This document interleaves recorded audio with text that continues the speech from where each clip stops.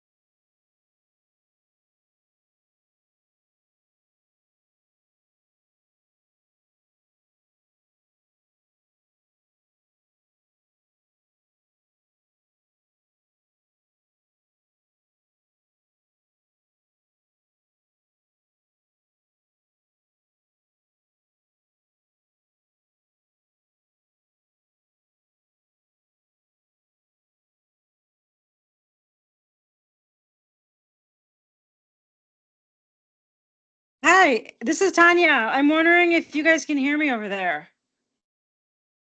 Because I don't Hi, hear you Tanya. guys. Yes, Oh. we can hear you. Can you hear us? Yeah, now I can. Okay, Great, good. thank you.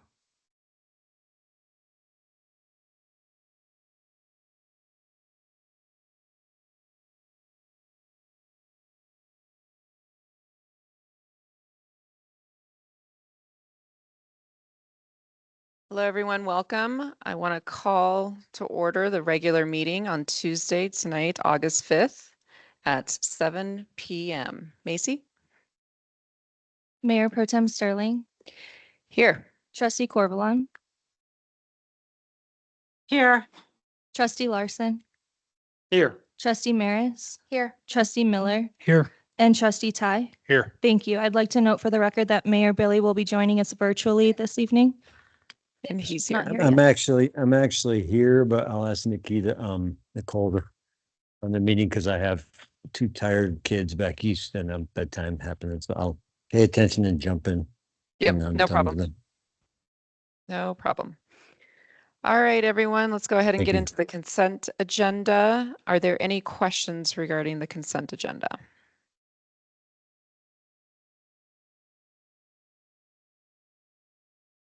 I have a question. Everyone I've spoken to has been in favor of the siren, except for one person who was like really quite opposed to it. Have you guys heard any other people opposed to it? Nope. I'm looking around No. and seeing heads No. shake. That's what No. I told this person. He was worried about the dogs being affected. But anyway, I just taking a poll. I'm all for, pursuing the grant. So Yeah. Thank you. Thank you. Any other questions regarding the consent agenda? Otherwise, I'd look for a motion. I move to approve the consent agenda. Second. Macy? Mayor Pro Tem Sterling, Yes. Trustee Larson, Yes. Trustee Maris. Yes. Mayor Billy, Yes. Trustee Ty, Yes. Trustee Corvalon, yes. and Trustee Miller. Yes. Thank you. All right, then we'll go into our first action item, which Cass, I believe you're going to be delivering on Excel Energy Partners in Energy and the Town of Nederland MOU for a new energy action plan. Yeah, thank you. Yep.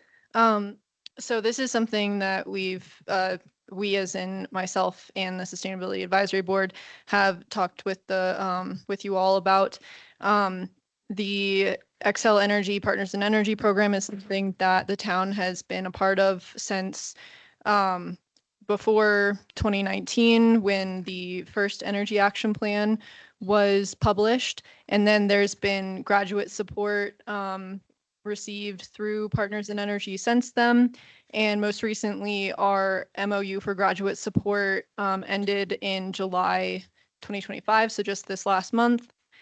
And in the meantime, we've been talking with Partners in Energy about doing a new energy action plan, mostly revolving around creating some kind of new goal that has to do with clean energy, renewable energy, something that the community is in favor of, because that 100% renewable energy goal is kind of, we have that in the resolution that they're planning to propose an amendment to. So this kind of goes beyond that and looks at, the next 20 years of energy planning for the town of Nederland. The MOU is pretty standard in terms of what they've presented in the past, as far as I'm aware. But the main things I want to point out are that they are going to be providing consulting support, as well as data analysis, and then facilitation of 2 work sessions with community stakeholder group, so that these are members of the community, and we can decide, what that looks like, and how we recruit those community members for those work sessions.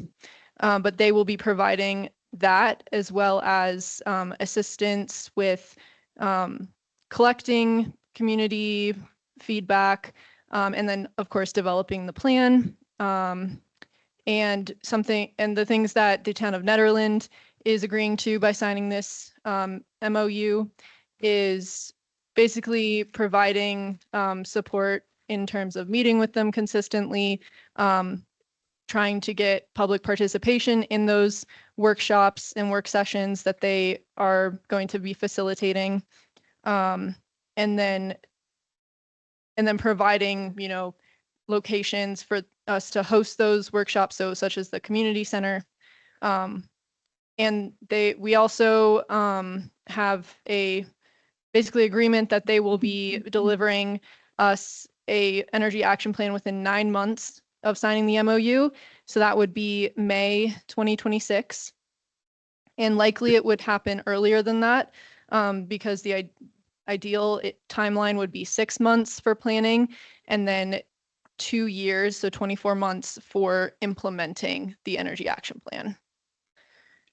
And yeah, happy to answer any questions you may have after reading through the MOU as well. Okay, clarifying questions from the board? Got one. Have you or SAB given any thought to how to bring together a group of dedicated people? I can say that we haven't had that discussion yet. We did not have our last board meeting in July. So we kind of missed reviewing this discussion. That's a very important topic for sure. And I think ideally we use multiple means of communication to reach out to people, and definitely don't want to restrict community engagement or who is able to provide feedback. But then we also want to reach out to people in the community who maybe haven't been consulted in the past, and make sure they're also being heard in this. I know what's going on.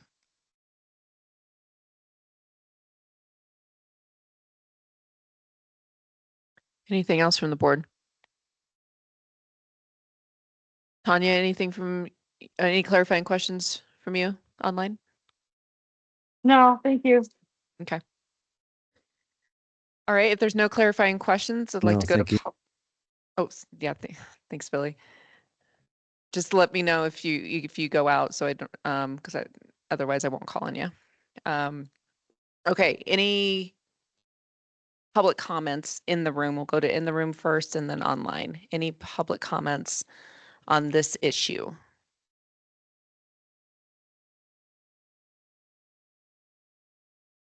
All right, the fact that you're not all getting up at once tells me I can move on. Macy, is there anyone online who's raised their hand for a public comment? Okay, thank you. All right, so we'll bring it back to the board for discussion and a motion. Any thoughts on this? I think this, oh, go right ahead. I was just saying, I'm not seeing any downsides to this. Is there anything that I'm not seeing that we should have concerns about? Cass and John, anything you want to add to that? You guys are still going to be making the policy supported by SAB. It's an MOU, so there's nothing binding in this. There's no financial considerations for the work. And I think we've had a really good, maybe Cass could speak a little bit more about it, but the relationship with this team has been going on for a while. And I think they've been good partners to the town as we've kind of like navigated this changing space around how you define your energy goals. So I really don't think there is. I mean, if there's something that comes up that you guys are not comfortable with, you'd still have opportunity to weigh in on that. But I don't mean to put you on the spot, but do you know, we've gone through this one process one time with Pi, right? So there's one plan that was an energy action plan, just like this one that we're creating. And then the other one was an EV action plan. So you've technically gone through the process twice as a town for different focuses.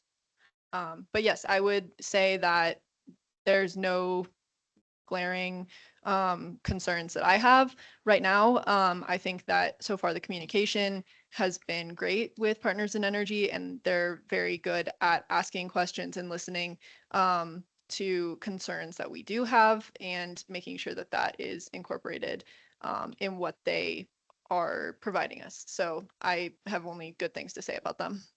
Okay, thank you.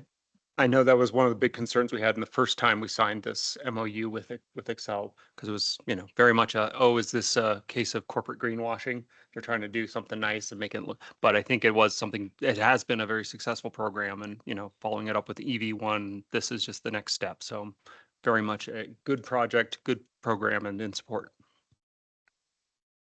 Any other comments? Just gonna move to approve. Then do it. Oh, let me make sure online. Mayor Billy or Trustee Corvalon, any other discussion items to get out before we make a motion? No, thank you. I move to approve the MOU with Partners in Energy for development of new energy action plan. Second. Macy? Trustee Larson, Yes. trustee Maris, Yes. trustee Miller, Yep. trustee Ty, Yes. Mayor Pro Tem Sterling, Yes. trustee Corvalon, Yes. and Mayor Billy. Are you with us? Yes. Okay, great. Thank you so much. All right, fabulous. Moving along, we are now on our second action item, 4.2, and it is regarding our public hearing on the consideration of ordinance establishing regulations for natural medicine. Attorney Madsen, I believe you're taking this one. Good evening, Jennifer Madsen, town attorney. And so the ordinance before you tonight, ordinance 876, establishes local regulations for natural medicine uses in the town of Nederland.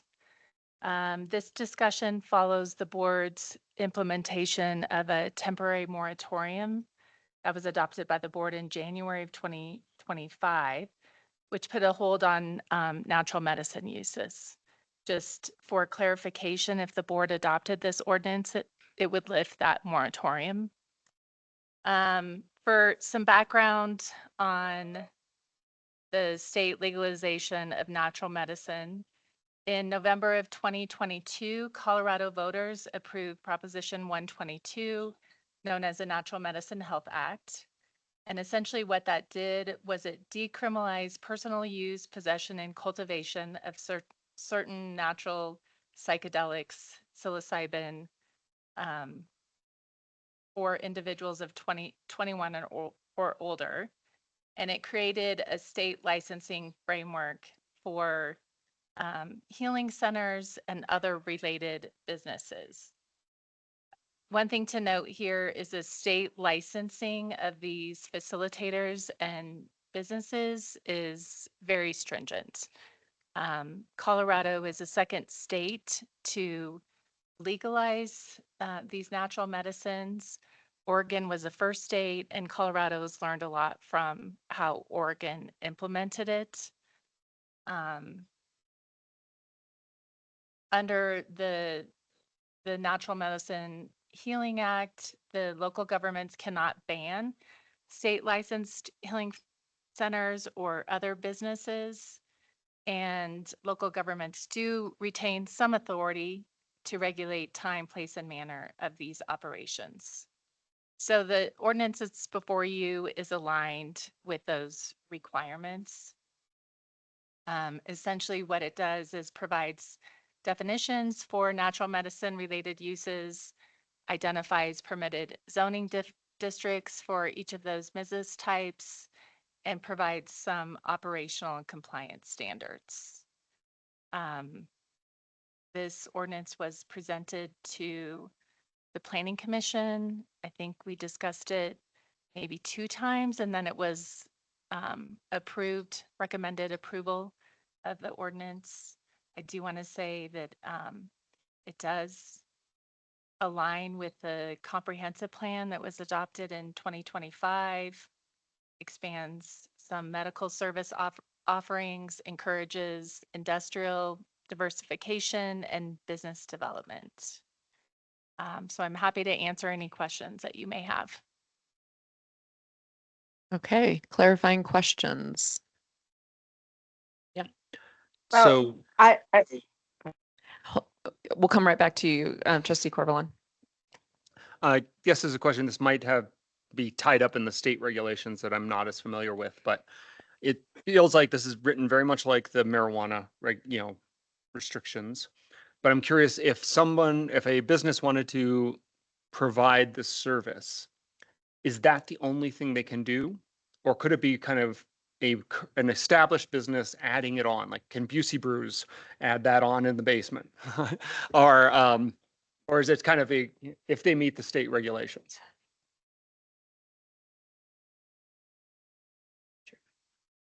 Licensed through DORA. And then also you have to have a licensed business that's licensed through the Department of Revenue. So there's 2 separate licenses. Okay. I haven't specifically looked to see if Busey Brews could get those licenses, but I would guess not. Okay, I was just curious if it was something that could be an add-on to an existing business, or this is kind of like even one of the marijuana dispensaries, I'm guessing they have enough regulations that they can't add this on as an additional thing. Yeah, I mean, not that type of business. I do know that for the facilitators, there are facilitators that are part of medical clinics.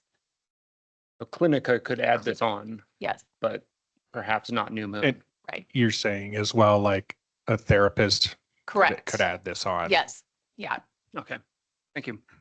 And just to kind of add on to that, so this, one of the amendments to the Nederland Code is that healing centers are included under the definition of medical clinic. and then permitted where clinics are allowed.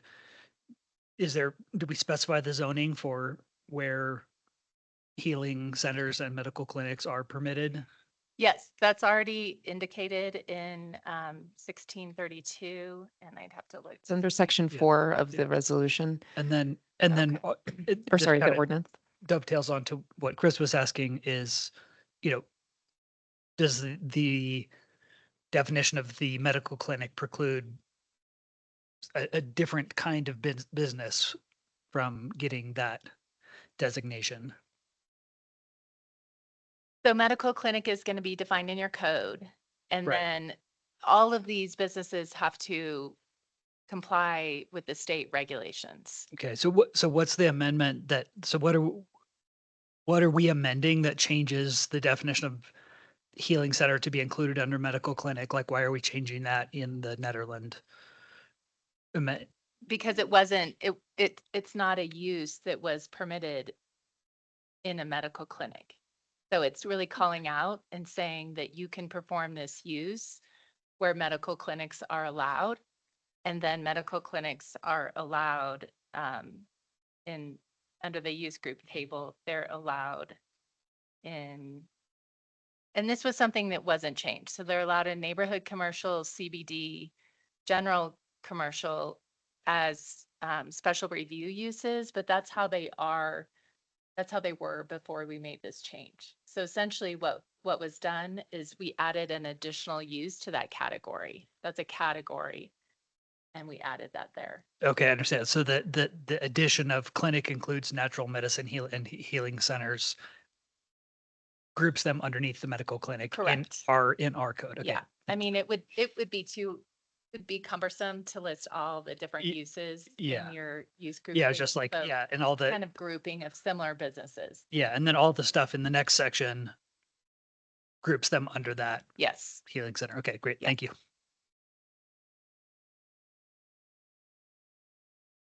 Trustee Corvalon, did you have a question? It mostly got answered. What's District P? Is that public? Yes. Yes. Okay, so currently all medical clinics require a special review use, even in the CBD, huh? Yeah. Does that mean they have to come to us to get approval? Yes. Yeah. They have to go to the planning commission and then to the board Wow. of trustees. I think that that's something in your comprehensive plan or in is it in the comp plan or the sub area plan? Yeah. That's recommended to review your code and consider, is this something that you really need a special review use Yeah, permit for? So yeah. Too I would- silly. Okay, thank you. Any other clarifying questions before we move to public comment?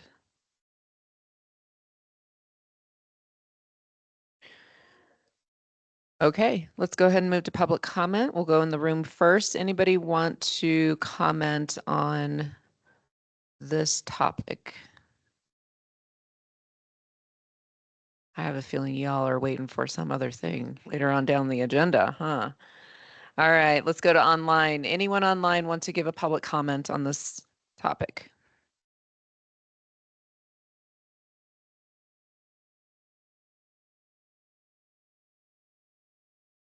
Nobody? Okay.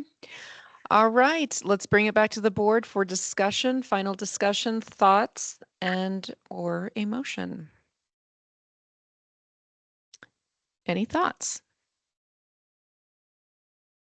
I think the planning commission helped make our job easy by doing multiple meetings to hash these things out. So it's, up and down for us. Yeah, and this is my second thorough review of it. So we lovingly call this the mushroom or, ordinance. But yeah. Yeah, the planning commission did a very thorough review of it. Attorney Madsen was very helpful through that. And, this is the output of that moratorium that we put in place a while ago. So it's nice to see this come to full fruition. I move to approve Ordinance 876, amending Chapter 16 of the Nederland Municipal Code and adopting regulations related to natural medicine uses and repealing the temporary moratorium regarding the same. Second.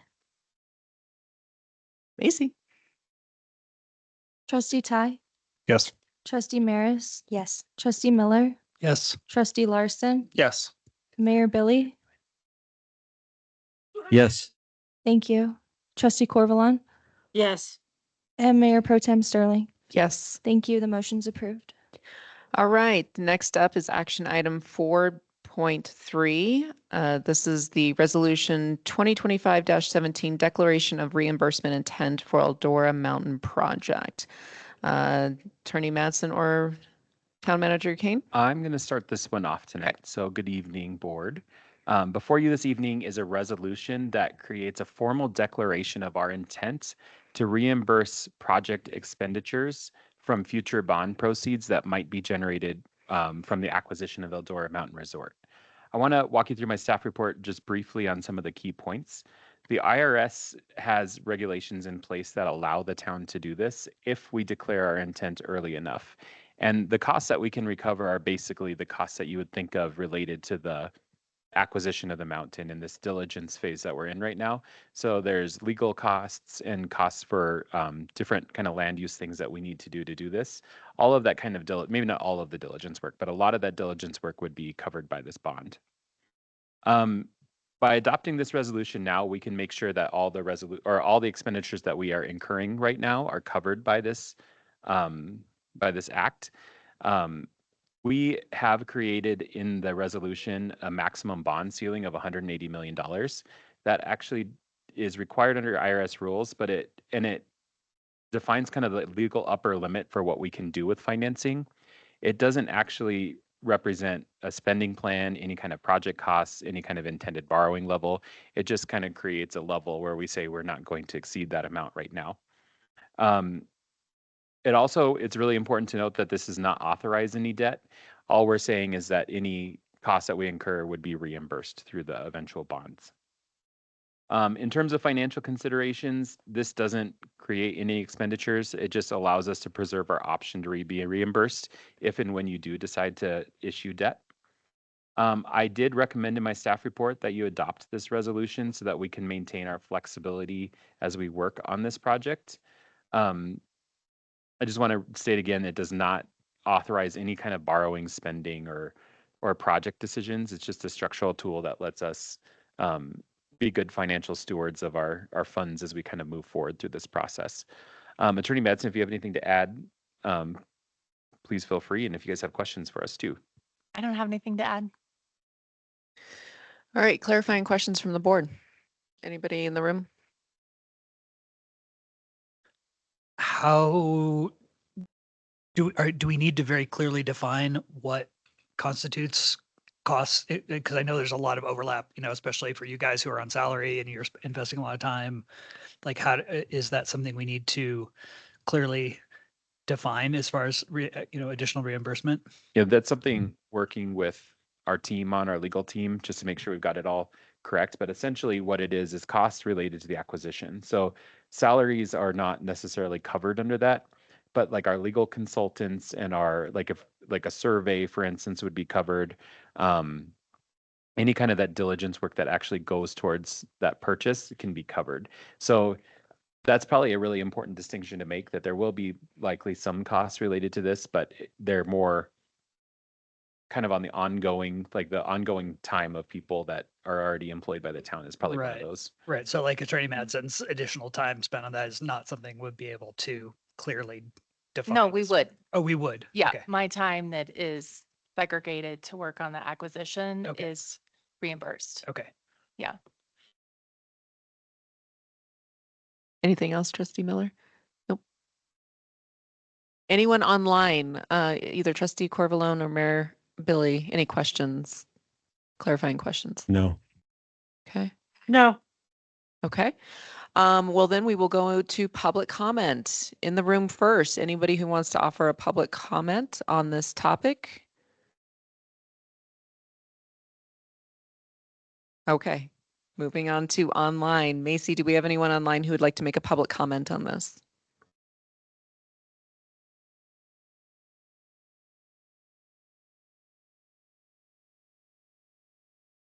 All right, so we'll bring it back to a discussion or a motion. I'll just very quickly, like this is a standard process that we have to go through in order to do our revenue bonds through the enterprise fund. So we're just kind of doing that checkbox, going through the motions. So any other thoughts? Okie dokie. I move to approve Resolution 2025-17, a resolution declaring the town's official intent to reimburse certain project-related expenditures from a future bond issuance. Second. We're eager on that one.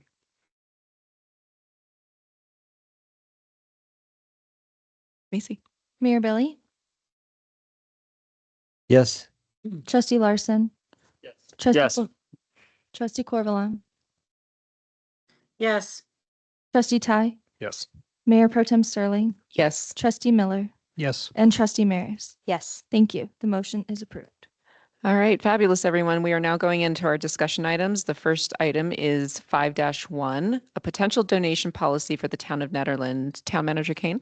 Yeah, well, Mayor and trustees, I wanted to bring this item before you to kind of highlight a need we have to kind of clarify how we accept donations for the town. I think one of the very best things about Nederland is we have a community that cares deeply and folks that work really hard to make sure that this corner of the world is beautiful and has the right resources and even to the point of like cash donations for things. And I think that's one of the best things about Nederland. We recently were offered one such in-kind contribution for a trail project on town-owned property. And as we're kind of working through the framework for how that could work, we realized that we have a gap there in just looking at how we are consistently evaluating proposals, how we're approving projects, and how we think about what they might entail, like what a project on town-owned land would look like and how it serves the community. My staff report, I tried to outlay some of the key considerations that I think we should be thinking about when we think about what a policy might do. And generally, I think pretty simple, just making sure that projects are aligned with our strategic priorities of the board and then land use plans like the comprehensive plan or the multimodal plan. We should have transparency in how in-kind contributions and cash contributions are reviewed and applied. And that also counts for accounting for them, just for our annual audits and things like that. Clear project scopes, responsibilities, and public benefit. And I think that's a big one, thinking about how these different projects meet the needs of our community. Of course, legal compliance, insurance and liability protections, and then making sure that there's oversight in these projects just for the quality, safety, record keeping, and stewardship of the land. Community proposals a lot of times involve very creative ideas or different features or design preferences that are great to have in a project. But what we really need to do as we're kind of looking at this is just thinking about how we scope these projects. Do we want to accept donations for projects that the town has already come up with? Are we willing to accept new project ideas that go through some kind of scoring criteria? How does that look when we have these kinds of projects come up? And I think those are some of the things that we're trying to answer with this policy. Some towns do have similar policies. I think they're a good idea in general, just to make sure things stay fair and equitable, because it can kind of create preferential access to the town or different kinds of situations that we should just be thinking about. My staff report has a legal framework of things that I was thinking about as I wrote it. It's a little bit long. I won't go into all of it, but really I think the big points is like, do we require a formal review and approval under some kind of framework for these projects? Do they come to the BOT? Would I have certain authority for smaller projects, or maybe like volunteer efforts for different kinds of things that might be happening in town? What would the thresholds for those approvals be? How do we value these projects? How do we say what their cash value is on a project, or like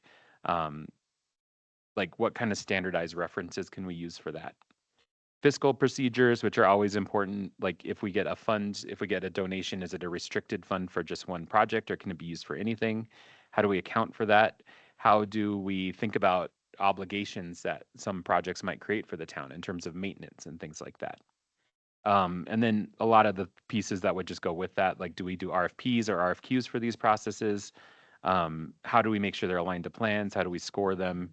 How do we just make sure things are equitable and fair? I have several questions in my staff report before the board. I do think that such a policy would be a good idea for us to develop. I think the next steps, if you guys give direction, would be to bring a draft of such a policy to you. And I think we could create that relatively quickly so that we can make sure that we can continue this long tradition we have of the community participating in projects and that kind of thing in Nederland. Okay, before we get into the more nitty-gritty discussion, are there any clarifying questions for Town Manager Kane? This is just a general question, other than this trail, which is an in-kind donation, not financial, or is that the right term? It's a labor donation, not cash. What other projects, how much have we been donated this year in money and in labor? And a little overview of that, of those other donations, or is this the only one? No, money for sure has been not a thing that we've had this year, but it could happen. And I think a lot of times what you might see is maybe a memorial to a person might say, I am donating this money for this specific project in town. And that happens relatively frequently with towns and cities, just for people who want to memorialize what was important to them in their life. I think in terms of volunteer efforts, we do have quite a few like volunteer efforts of like the one that comes to mind is the cemetery cleanup that happens. We also have had folks in the past volunteer to do like fire mitigation work or other trail work or other kinds of projects like that. There could be a number of things that people are interested around town. So I wouldn't say it's like happening every single day, but it is something that I think we want to be just kind of thinking about how we move forward. But I mean, are you concerned with a community weed pool that gets organized, or like at what point That's are the you question. concerned? That's the That's question for in my us? staff report. Well, part Yeah, of it. One of okay, them. gotcha. All Because right, there's- well, I'll comment later then. Yeah, there's smaller projects and there's larger projects. And I think that when it comes to something that might change or modify town infrastructure, that's something that we'd want to think about in terms of the kind of the legal ramifications for that. A weed pull is related but different. I think that there's a lot of different kinds of categories of things that might fall under something like this. Okay, so I'll wait for later then. So as a like a clarification for something like a trails that is being offered to be donated, there, at least what I would be looking for is, does it comport with multimodal plan or comprehensive plan? There's a lot of ADA specifications that are in those plans. And so something like that, I would be asking the questions, well, that's great in terms of a donation, but doesn't align with how we want things to be built. Yeah, and I think design standards and specifications are Yeah. important there. Like you said, and I really think the staff oversight of projects is something we haven't really had a problem with, but I think that is something important just to make sure that we do meet those goals. Right. Okay. Any other clarifying questions? I have two questions. So, I mean, one kind of sort of piggybacking on both of these questions. One is, well, like volunteer efforts. Like, are we talking about making a distinction between, is volunteer time a donation to the town, or is this just, I'm thinking of the weed pulls or what we did in Moose Meadows last year. Like those seem like both difficult things to quantify. If you're like, okay, well, we had 15 people show up and help do something. How do you say, well, what's the dollar value? I mean, that just seems like a messy thing to try to get into. And also maybe making our process for accepting volunteer help more difficult. So I would want to like understand if we're trying to distinguish between volunteer effort versus like in-kind donation, where you actually have, like High Performance is offering, where that's a company that's saying, hey, we will give X amount of hours, in a certain way. And then secondly, are we considering accepting donations to the town that don't align with our strategic goals or, comprehensive plans? I mean, it seems sort of like, why would we accept any donation that doesn't align with the things we're trying to do? I think those are good questions. The first one, this is not contemplated to be a volunteer policy. We need to have a volunteer policy too, and there are increasingly difficult insurance complications for having volunteers do some of the Right. kinds of work that they want to do in town. And that's something that we need Yeah. to work on. And we do need a volunteer policy that's kind of more broad than we currently have. This But is that's more like, for yeah, the, not what we're trying to yeah, talk this about is like a here. different Right. situation. I'll give you an Yeah. example from another place. Like when we were working on Virginia Canyon Mountain Bike Park in Idaho Springs, COMBA, which is the mountain bike organization there, has a arrangement like that with the town where they're able to help kind of manage some of those projects, but they have an agreement like this so that all the kind of legal setup is right and all the insurance and all those things. And that's kind of an example of a bigger project. For us, I think we can figure those out through our service agreements. But when you have a project, there may be disagreement too on what a trail is. Like that's just a thing that might happen. And in those cases, it might be good to involve the BOT in policy decisions about what something looks like or how it functions within the community, or also what the priority things are. And I think that's one of the things that we have some uncertainty about right now is how do we make those determinations? Because I think the other thing with volunteers is they want to volunteer to do the things that they're passionate about. So we don't want to like push them in a different direction. But I think ultimately we need to be just really aware of the greater community in these whole projects. And I'm not Right. saying that there's anything wrong with anything that's happening now. It's just more having a clear Right. process is kind of kindness to everyone because everybody Yeah. knows how to navigate it and make it happen quickly and all those kinds of things. Yeah. I mean, I understand that. I'm just sort of, I get that accepting, whatever it is, trying to keep this abstract, that it needs to align with, our objectives and policies. And as long as we're not like talking about trying to accept stuff that doesn't align with that, like I guess that's my question. Is like, we're not trying to like talk about a way to accept a donation that doesn't align with our policies. I think what I'm trying to say is I'm uncomfortable making policy decisions that seem or appear like they may have questions like that Okay. without at least having a conversation with you about what the parameters for that decision making would be. Okay. So if we do have a project, I mean, it could be very simple. Like maybe we have a list of projects and we bid them out and we say, if you want to bid, and maybe somebody says, I'll do that one, out of the Yeah. kindness of my heart. And maybe that's like too complicated. But if somebody comes to us and says, I want to build this thing right here in this specific way, Right. I think that there needs to be a question as we're stewards of that public space that comes before the elected body of that space. Okay. I think everything else we'll wait till discussion.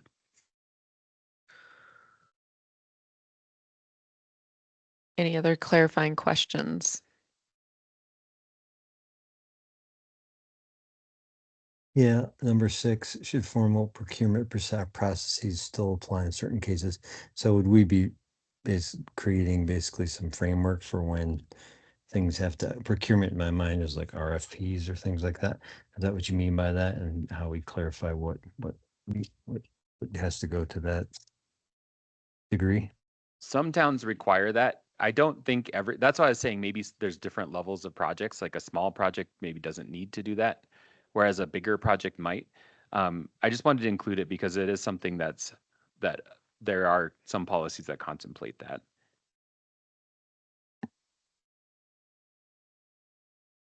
That answer your question, Mayor Billy?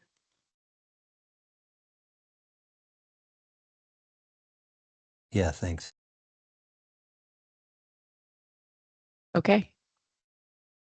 Any other clarifying questions? Okay, we'll go ahead and move to public comment. Are there any public comments in the room first regarding this topic? Yeah, please come forward, turn on the mic, state your name and your relationship with the town. Hi, my name is Lindsay Yu. I'm sorry, Lindsay, we're doing public comment in the room first. Oh, sorry. No problem. We'll come right back to you. Yeah, my name is Dean Rundle. I live at 86 Sundance Circle in Nederland. I didn't come here to comment on this, but as a former federal land manager, I was very interested in this discussion. And I think Mr. Kane was exactly right. Volunteer policy should be separate from a donation policy. You don't have the Federal Tort Claims Act to fall back on for volunteers, and I see the liability issues there. But I also mow grass at the cemetery with the Presbyterian Church every year. And I'd hate to make that too complicated. I think a 2-pager volunteer agreement probably would work well. My other comment on this is I would recommend you be very careful and maybe even have a moratorium on the donation of conservation easements within the town limits. And I've seen those things come up before in proposals in the newspaper from the Sustainability Subcommittee. You already have a lot of land encumbered. We are surrounded by conservation land. And taking on additional conservation easements provides a tax break for whoever's donated it to you. And it also restricts your ability to plan for affordable housing, other types of development that the town will need. Thank you. Thank you. All right, anyone else in the room who would like to make a public comment on this donation policy? Okay, let's go ahead and move online. Was that Lindsay that was speaking? Yes, thank you. Okay. So I'm Lindsay Yu. I'm a town resident and I'm also a member of the Parks Board, PROSAB. And this is kind of something we've been talking about. And would this mean that we could, like, board advisors could potentially fundraise for things like a new playground, or like if we were town residents really want a pool, could we fundraise for a pool? Things like that. So like, just to clarify, like if you were to have a GoFundMe, like Like a campaign, could we do like fundraising campaigns for certain activities that like the town wants to see that's in like our plan, or that could be put in our plan, but it's not because we don't have the funds to do something like build a pool and maintain a pool. So it's like, would it be possible for board members to kind of take on the responsibility of campaigning to raise funds for like certain initiatives? Town Manager Kane? It's certainly possible. And that's kind of why I put the cash donations as well, as because that would give an avenue to do stuff like that. Great. That's exciting. Thanks, Lindsay. Any other comments, public comments online?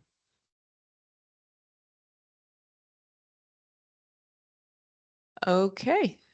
And there's nobody else raising their hand real quick, Macy? Just to make sure.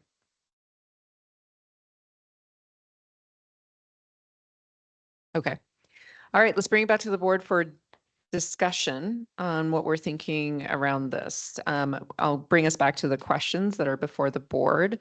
The first one being, should the town adopt a formal policy for accepting in-kind services, cash contributions, or physical improvements on town property? And if so, what types of contributions should be covered by such a policy? So let's dive into that discussion. So number one, should we? I have some comments. Sure. I mean, this might fall under clarifying, but I'm not sure. I mean, I think if a policy seems to make sense, I don't see why there'd be any harm in having a policy. So yeah, go for it. My issue, one of my questions for this specific case that was brought here, which is the trail that, and correct me if I'm wrong, it connects the rink to the elementary school. Is that correct? Through the forests that we own, town-owned land.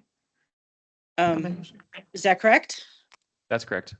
Yeah, so I mean, in the comp plan, in the PROSAB, in everything, we've talked about connecting town with trails. So that this is not like a new or controversial thing. From what I understood, the person who wants to volunteer the time to build it wants to put some features that, you know, I don't need to use, like jumps or whatnot, but there's also going to be go-arounds and it'll be friendly for pedestrians as well.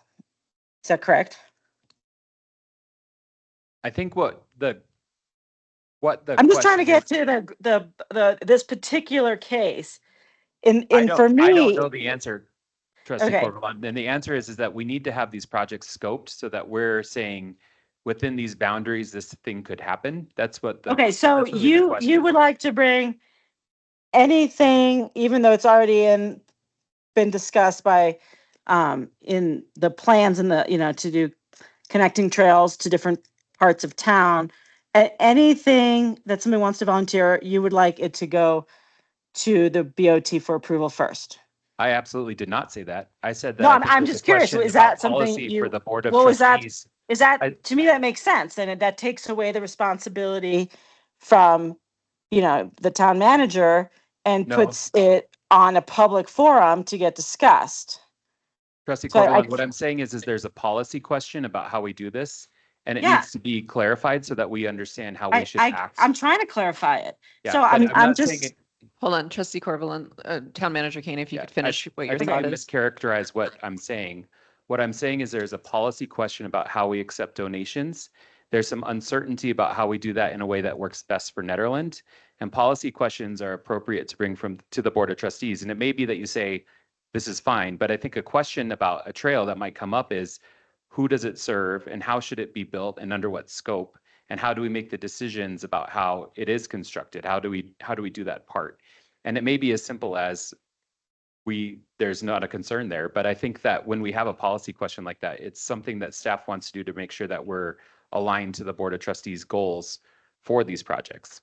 I think it's not a Well- question of whether the trail is identified in the plan. It's just what that trail ends up being that's I certainly important. don't think, personally, I'm speaking for myself here, we don't want it to be necessarily the Board of Trustees goals. We want it to be within the town's comprehensive plan goals. And not necessarily the 10 things that are in the strategic plan that the Board of Trustees have decided to focus on. I think it's gonna be impossible for us to go through every possible scenario.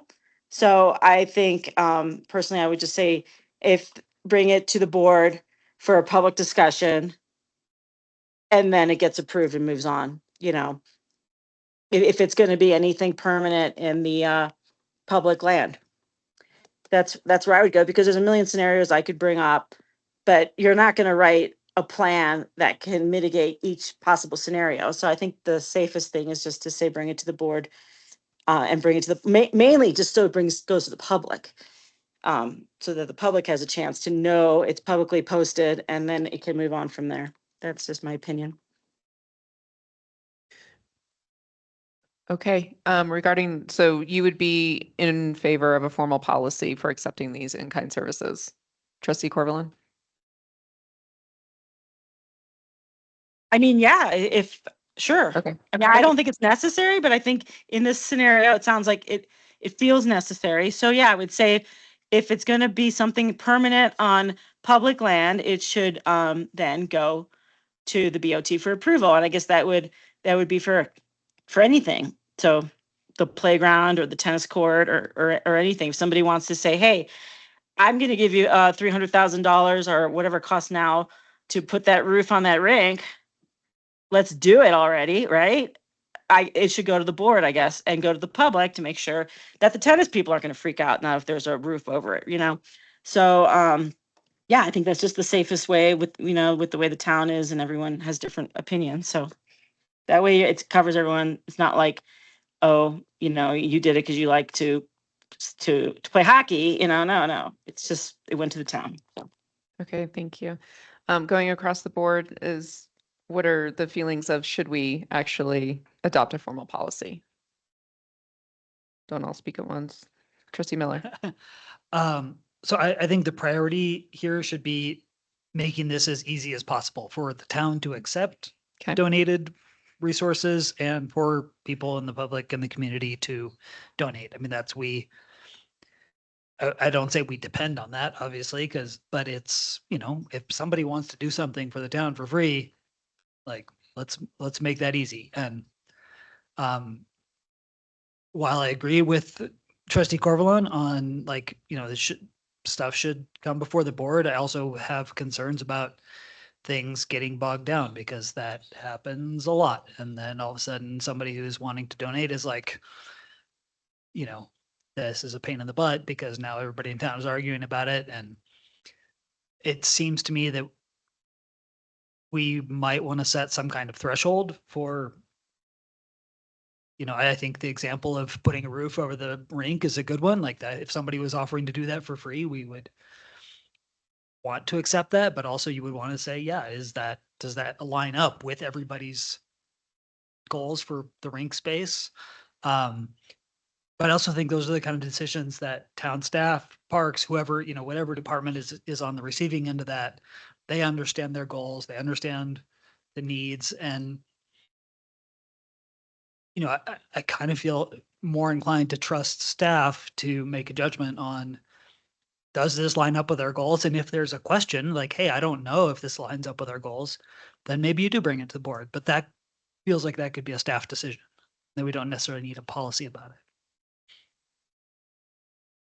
But then how do you determine what comes to the board or what is a staff decision? Well, I would say I would trust staff to know if a project lines up with the goals of their department, or if they're not sure, they can bring it to the board. And that's a decision that it feels like staff should be able to make better than we could craft a policy that would encompass all the possible scenarios. Okay. Other folks' thoughts on just number one, should we actually adopt a formal policy? I mean, I'm with Trustee Miller. I mean, you couldn't have said it better. Like, I mean, you're right. Like, that could really start to bog us down. I trust staff to make that decision for us. Yes, there needs to be some kind of policy in place somewhere. It can't just be a free for all, but. Trustee Larson? I agree. Sorry. Y'all want us to talk at the same time? I'm all in favor of a formal policy. I don't think that means coming to the board. A Right. policy can be not like before board action. So I like a policy. I think that makes John's job clearer, staff's job clearer, transparent for the public. People know what they have to do to go through that policy, to provide donations, whatever it may be. I'm not sure. I just, like Trustee Miller explained as well, I don't want to hamper the possibility of people giving donations. So if I'm all in favor of a policy, I just want it to be simple and clear and easy. In terms of what should be covered, because that's, I think, 1A, just to get it all done. I think as Trustee Corvalon said, like physical improvements, like changes to kind of town, buildings, even like adjusting the trails, like that to me is a physical change that maybe should be covered by a policy. Cash contributions that maybe are linked to, like you said, an initiative or a particular thing that somebody's trying to donate for. Maybe that is part of this policy, but general cash, like here's $100 donated to town with no links, no conditions. I don't know if that needs to be covered by any kind of policy. That would be my initial thought on one. Okay.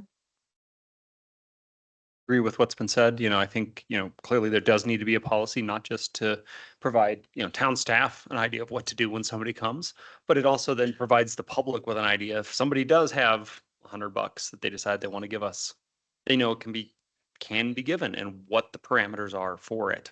Or if they have 500,000 that they want for a specific project, what the parameters are that kind of define that donation. So it helps both town staff, the town board, as well as any potential angels. Mayor Billy, going to question number one, should we develop policy? Your thoughts on that? I think I agree really with for the most part with what most people have said.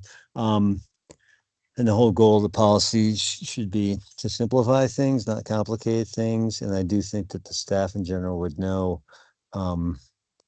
when things really, make more sense to bring before the public, therefore the board, and when they don't. And like the example of a donated roof for the, for the ice rink, like that is really, to me, that brings in number 6. That's a real big deal, putting a roof over a big structure on a windy ridge, like that becomes more of an RFP, and like, maybe people donate the funds, but we really need to vet the professionals to do the work, but the staff would really figure that out. And I think they'd know when to bring it to us. So the form policy, John, I can't wordsmith it for you, but I think you have a better sense than any of us of how that would be written in a way that it gives you the freedom to do your jobs and then bring things to the board as needed. All right, so it sounds like we're in agreement on physical improvements, permanent improvements, things that are of sort of major implication. Question 2 asks, should the policy also apply to things like donated professional services or materials or volunteer labor? And that gets a little bit into how you were wanting to have volunteers separate from the donation policy, John. So maybe we can just curve around that piece and stick to professional services and materials. I think that's Is that probably fair? the most appropriate. Yeah. Okay. So so board, should this include things like professional services and materials? Go around, anybody who has thoughts?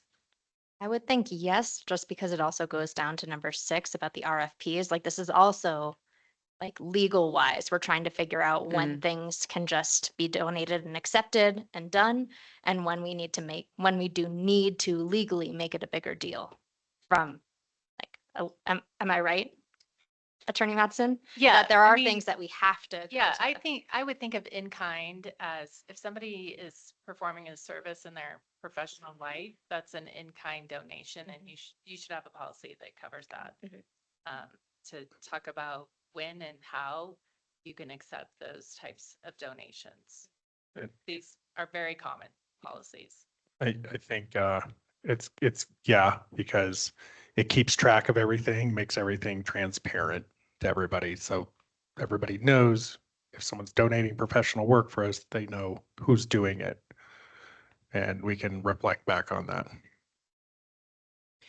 Okay, let me ask it this way. Any reason why anyone in the board would not want materials or professional services included?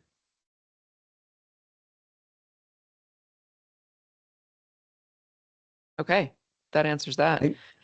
Oh, The one thing I would say on that is, as for volunteer labor, like pulling weeds is one thing, running chainsaws is another. I think that gives Cirsa, our insurer, heartburn with volunteers running chainsaws. So I guess, again, the staff would probably delineate what types of services, what types of materials, and what types of volunteer labor, are more casual and which are more formal.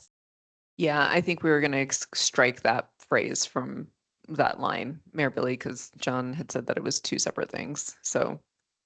Okay, thanks. No problem. Okay, number 3, what approval thresholds and oversight roles are appropriate? Should smaller contributions be reviewed administratively with larger or complex projects requiring board approval? We've kind of touched into this, but would anybody have anything additional to say?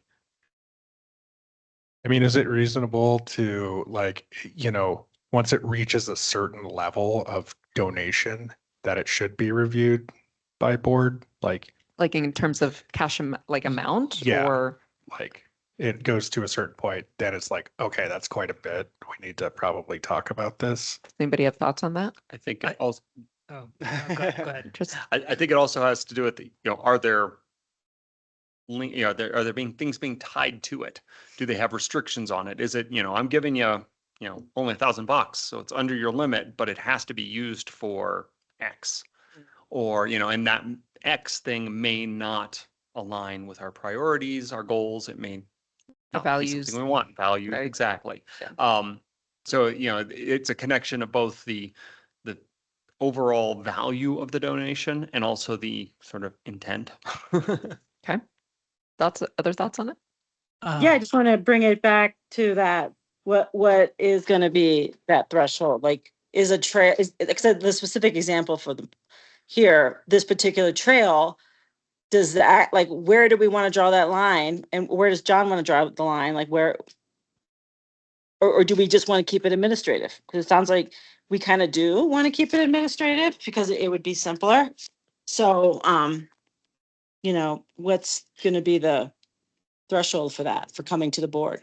Well, I know so that's what we're talking about right now. So I'm just trying to, can we give him some concrete number, or can maybe John wants to give us what he thinks is a concrete number that he would like it to come to the board, or maybe he doesn't want it to come to the board. I don't know.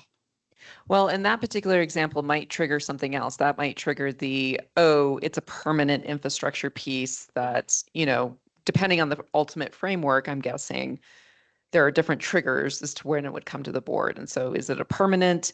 is the in-kind over a certain threshold? If it hits multiple things, then John, is that how you're seeing how it might come to the board? Potentially, I think we could align it to our finance policy, what's Mm. within my approval to approve by myself and Right. what I would bring to you. That could be a really easy way to do it. Okay, so anything over 10,000, basically, I think, Yeah, I is think what you that have would in a year. qualify as probably a relatively big project in almost anything we're doing. So that's just like a thought, but Attorney Madsen?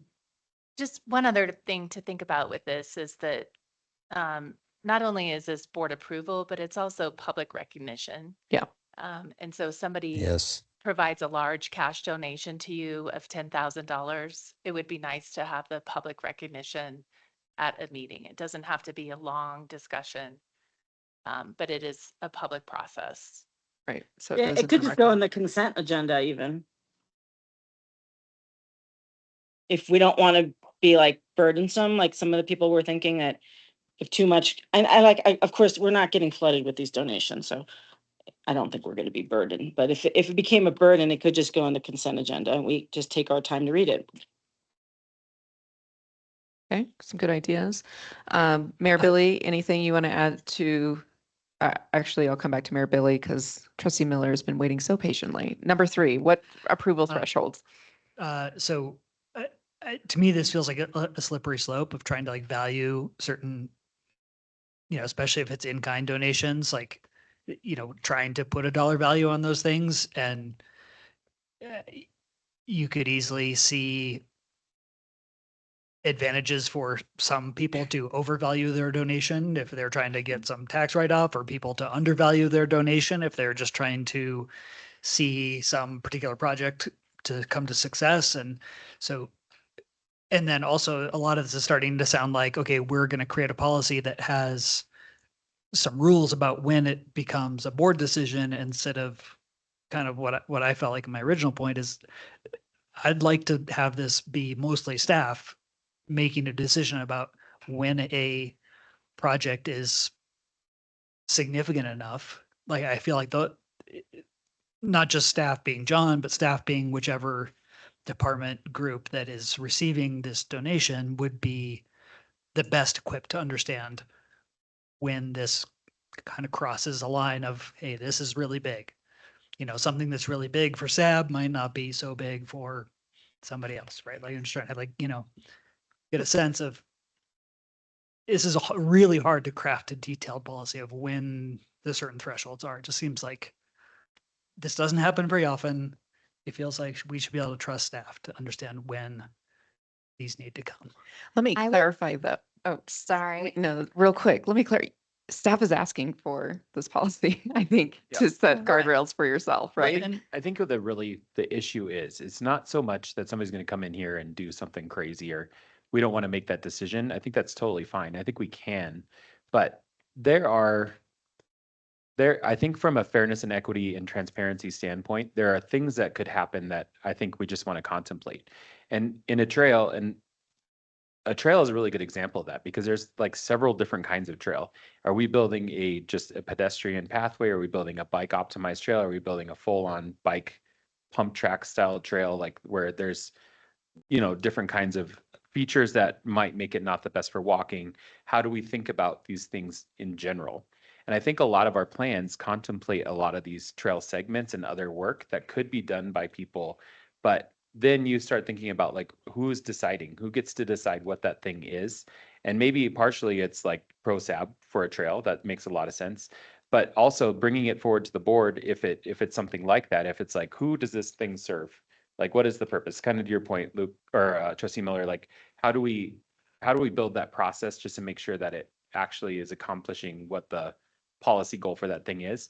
There may actually be things that happen that nobody thought about. Maybe there's an opportunity to do something new, or put a sculpture in somewhere, or whatever it is. There's things that could happen like that. But if we're saying that, because you're donating it at this point in time, that you get to decide what that thing is, I think that's where the policy question really lies. And in a trail, it might even be, where does this trail pop out? Does it pop out over here, over here? Where do we line it through? And like, how does that affect other things? And for staff, we're going to look at things like easements and different kinds of conservation issues that might happen in a trail environment and things like that. And we'll build that. I think we can manage this pretty well. it's really, like you said, it's these bigger issues of how we manage our public lands and how we, kind of build that transparency into our process.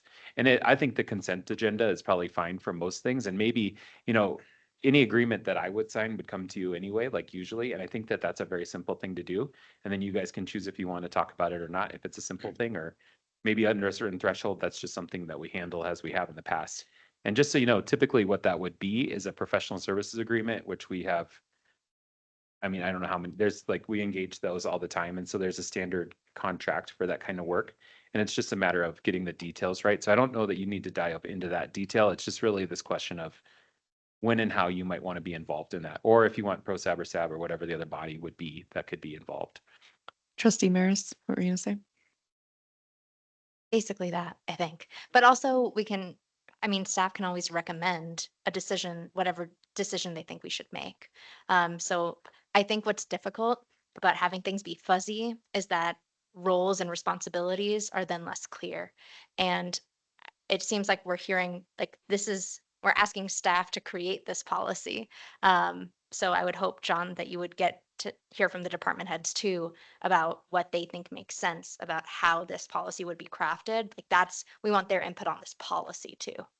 This originated at the department head level, and just making sure that we have really clear guidelines for how that work happens, essentially. I think for the department heads, that's what's important, is that we're guiding that work in a way that's appropriate for, town policies and procedures, essentially. And Attorney Mattson, you said that this is a very common policy across jurisdictions and agencies. It is, yeah. I mean, there are definitely reasons that you want to have it in place, and the public comment was a great example. You don't want people donating real property to you without having the ability to accept it. I mean, you don't want to take on an environmental contamination site without But it's knowing free. that that's what you're doing. Yes. But it's free. Sorry, public comment is over. Just to touch on this particular, project in general, and it seems like anything that the town is going to build on town property has to align with the goals of what, everything from ADA accessibility to trail alignment to connectivity, Insurance, indemnification. Yeah, that's, it just seems like that is kind of a foundational thing of we don't want to have volunteer work happening, donated work happening on the town that doesn't align with our goals. So if we just have that be one of the core things, if somebody's offering to come in and, clear cut half of the town property, that's just not something we're going to accept like that. We're not looking to have our, forest clear cut. So, as long as we have work that people are wanting to do that aligns with our goals, that part of the situation seems, I get it, that's something we have questions about on this particular project, but we just have to say that's how we need to accept work. It has to align with the town objectives. And and I think going back to something else that you said to pile on to that, not only does there need to be an alignment, which could be part of the framework that I'm guessing you'll put together, but then there needs to be a detailed scope of work to ensure that it comports with those things. That becomes basically your services agreement or whatever it is. That's what I'm also hearing come from this, correct? Yeah. Okay. Yeah. Perfect. Any other thoughts on number 3 in terms of approval thresholds? It sounds like it could be something around the 10,000, anything over the 10,000, anything permanent. Was there anything else? Maybe things like you had said, Trustee Maris, if it's just an in-cash donation for yada, yada, yada, whatever, maybe can be handled administratively. Any other ideas to throw out that? Number No 4. other ideas, but I just ultimately that 3A is part of, is part of what I think smaller contributions should be reviewed administrative with larger ones brought to the board. You know, if you want to put a limit, say 10,000 on it, I do hear what Luke said, and it makes sense to me. Like some folks may inflate the value of what they're, you know, like if someone's bringing in and doing work with heavy machinery, they can say it's this many dollars per hour, and you know it's a lot higher, and some could make it less. So I you know, that's the one thing about a dollar sign that may not always be apples to apples. And then the only other thing, I think consent would work in many ways, but if we're looking to actually take time to thank people for things, you know, maybe not in consent also is a good way to go. We actually Thank you, talk Mayor. about it. Oh, thank you, Mayor Billy. To clarify, I believe it was written in the AIM, Town Administrator Kane, that those in-kind donations would be set at market rate.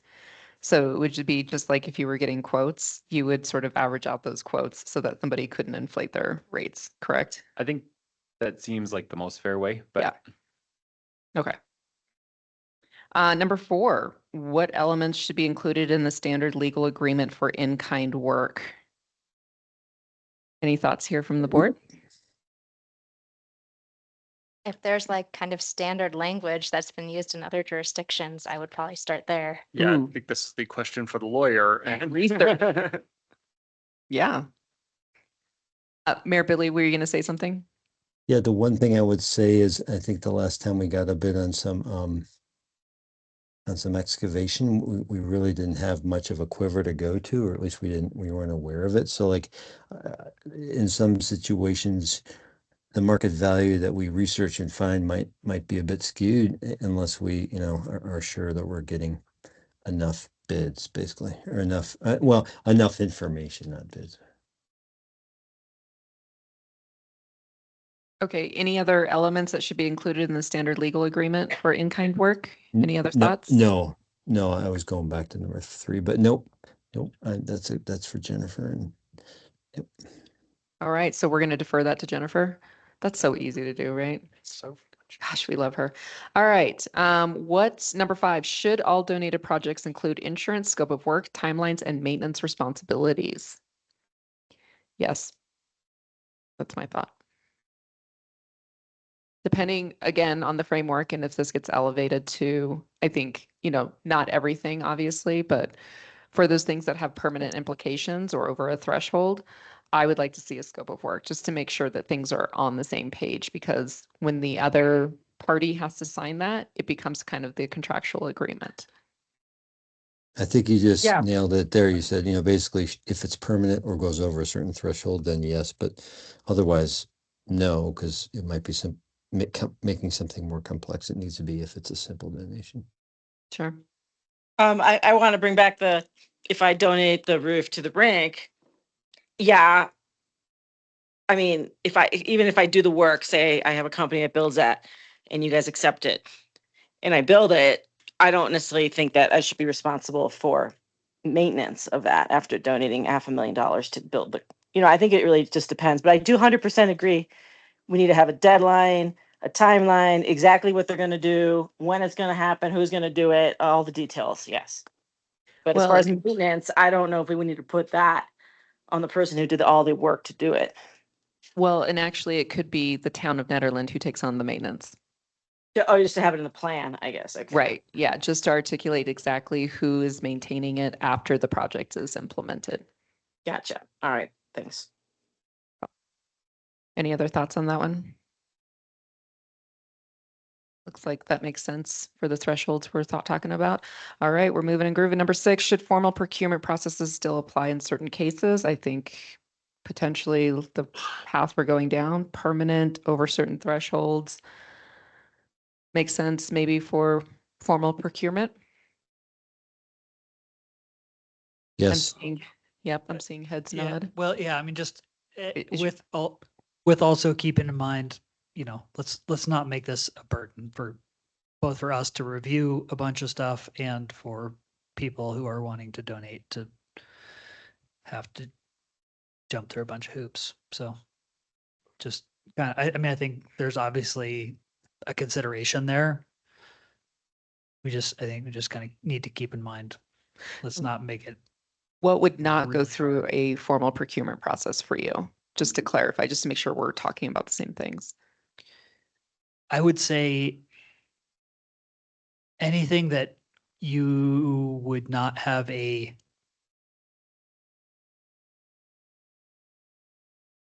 competitive difference for. I mean, like, I guess something where, like, I'm going to go back to the roof on the rink thing. Like, it would have to be, like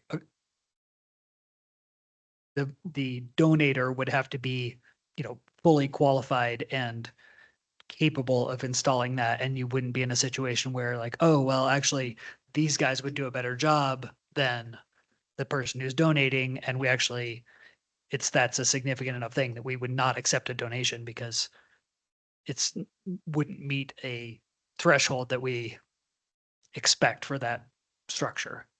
But in that situation, and let me just clarify, if somebody wanted to donate $300,000, Yes, please. then Right.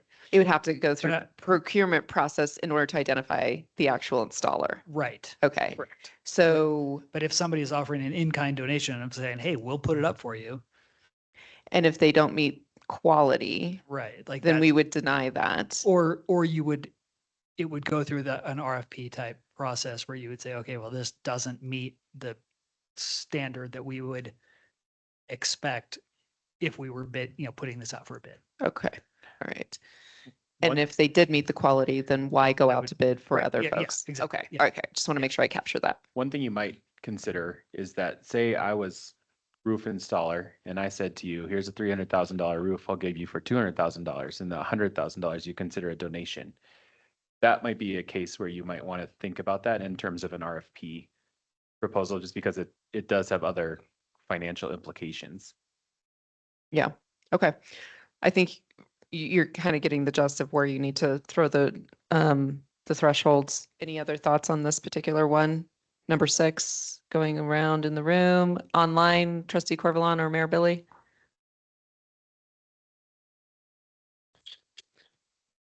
Other thoughts, we should have it processed for, projects above a certain threshold. Should formal procurement, wait, I thought we already said that we did think it should apply in RFPs. certain cases. Yeah, that's what I'm I saying. think we already should- answered that. Yes. We're answering it now. We touched on it earlier, but we're formally going through number 6 right now. Yeah. Yes is my answer. Okay. All right. Well, let's round it out with number 7. What procedures should apply to cash donations, including designation, tracking, and use of funds? Anything that Yeah, I have people something to say. say that again, Trustee Corvalon? Oh, yeah, I have a comment, on that. Yeah, go for it. Yeah, I think there should be very good tracking of it. If someone's giving $10,000 to go to the streets, there should be, they should get a little detailed report at the, end of the season saying this is what your money did. I think there should be tracking, yes. That's cool. Any other thoughts from the board? It just seems like a Rita and Jennifer question. That they would lay out all the parameters for this. All right. Any other thoughts to give direction? All right. Town Manager Kane, do you have the necessary direction that you need? I do. Thank you all. Okay. Well, thank you. Appreciate that. All right, folks, we are moving on, and now we are on the Big Springs Egress Work Session follow-up. And Town Manager Kane, you're kicking us off. Well, on July 15th, we had a work session to kind of bring forward the Big Spring Egress project again. And you had representatives from JVA and Nederland Fire District here with you to present the 2 designs that we think are the most appropriate for this egress route. One of those designs goes towards Magnolia, and the other one goes towards Boulder Canyon. We got the money to do this design work through a congressionally directed spending request that was given to us through FEMA. Following that meeting, we left the boards that were here at the meeting here at the community center and did some outreach in the community to try to get some more public review and comments of those boards to make sure that we've got all the feedback we need to make sure we can enter into this final phase of design. I wanted to give you a brief update of the things that we have been working on in that time since. The first is that those boards have been here at the community center for public review. We have received some comments about the project. Some of it did come in today to your distribution, and we'll add those to the packet. But that's our typical process. They come late, we just add it to the packet so that those are tracked. We also had initial conversations with the city of Boulder. We also today met with the county of Boulder, and that was a good conversation as well. And those are a really critical part of this next phase of design work that needs to happen, is making sure all the stakeholders are at the table so that we get a viable project. We did update the Engage HQ website with the current project maps, and we have submitted a formal request to FEMA for extension of our timeline. We anticipate that will take about a month to finalize that, that work there. I put the public comment that we did receive at the time this packet was published in the packet. One was from Engage HQ, and it's included in my staff report. And then there's several emails that were also included. I tried to summarize the themes from that engagement, and there was a couple that I think are really critical. The first is desire for greater transparency, especially about how the routes were selected and alternatives. There was a question about the dam route in specific. That was one of the specific ones mentioned and why that's not a consideration. We did talk about that at your last meeting, but I just wanted to mention that. Concerns about stakeholder engagement and making sure that all residents and property owners are included in the conversation. Frustration about how long this project has been going, since it's really been ongoing since 2004, which is a long time. And then some skepticism about our intents, questions about what the goal of the project is and like how this is going to be moving forward. And then some calls for an additional emergency preparedness, especially an early emergency warning system, and the need for one of those here. In terms of next steps, the next thing for us after this conversation is to kind of try to refine our egress option through a shovel-ready design. This involves working with Boulder County, the City of Boulder, Nederland Fire, and all other kind of stakeholders, land use stakeholders, property owners, those kinds of things, to identify the best possible route. The other thing that I was thinking after reading through the engagement is that we could publish a frequently asked questions document similar to what we did for Eldora.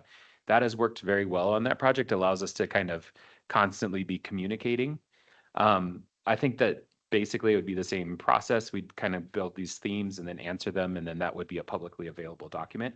One note I wanted to tell you is we've had some problems with that Engage Nederland website. It does not have the capacity for us to manage our projects the way we need to. We have a new website that's going to be coming live very, very soon. I was hoping it would be live by now, but we're probably still a week or two out on that. But that will have a different project page, and then we can manage this a little bit differently. But in the meantime, I think this FAQ document could go a long way. Finally, that's, I guess, really my request for direction is just whether you would want to create that FAQ document, and if you're generally comfortable moving forward into the planning phase to get these things finalized. Again, the goal would be is that we kind of design both of these routes just under the impression, just not knowing exactly what we'll kind of find in that final phase of construction. Chief is here as well tonight, so if you guys have questions for him, he's here, and I can answer your questions as well. Oh, also, I'd just like to maybe pass it to Billy as well, just to make sure that he's been helping with the stakeholder engagement on this project, and just make sure that he's got his chance here too.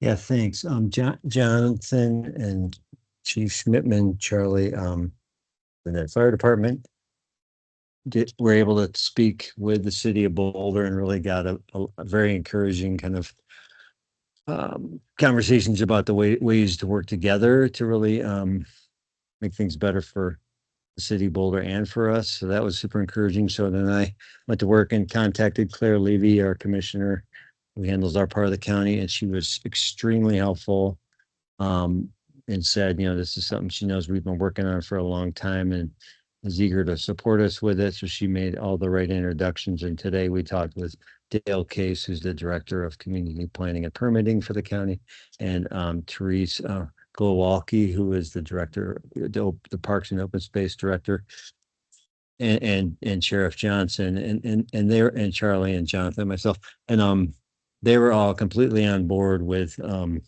supporting us at them. There's processes we need to go to, but go through, but they are very much for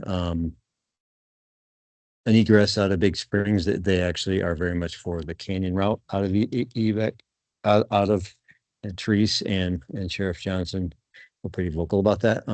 A canyon route out of Big Springs, but they definitely were we will have support from the county as well. So thanks, Charlie and John, for being willing to make that happen quickly today. Okay, thank you, Mayor Bailey. Are there any clarifying questions from the board? John, can I just ask, did we ever get those maps from JVA? The KMZ files? Yeah. We did not. That's something that's still outstanding, but I think that we've got probably a couple months of work here left. And so that's still a goal that we can try to get those done. Thank you. Any other clarifying questions? Just the same one. Are you referring to those GPS coordinates that we put into our phone so we can walk the route ourselves? Yes. Yeah. Okay. Yeah, he said he would just email them to us. So maybe it just needs to be simply reminded. Probably just forgot. It's a reminder, Nathan, I see you out there. All right. Any other clarifying questions from the board? Okay, let's go to public comment. We will first go to public comments in the room. Is there anybody who would like to make a public comment in the room? Sure, go ahead and come up to the podium, turn the microphone on, state your first and last name and your relationship to town. My name is Frank Sanders. My wife and I own the valley below Barker Dam. Regarding the maps, the canyon route map dead ends at the edge of the city property. We don't understand where the road or the connection would go from that point to the canyon highway. Can we get clarification on that? Is this something that you would be able to speak to, John? Or is that still in development? We have to identify a path. That's kind of part of this last bit of work. And I think that there's a lot of considerations down there. There is some county owned land that could be used for that. But that's kind of the hope, is that we can cross the county land to come up east of the private property. The county land will not connect you to the east of the property without going through our land. Do people know that? Part of what we're trying to do is finalize the planning and make sure that we've got all of that data and information, so we don't build a route that we understand all the implications of the routes that we might build. But the intention is not to cross private property. Well, you won't be able to not cross private property. I can tell you that right now. You can look at a land map and see who owns what.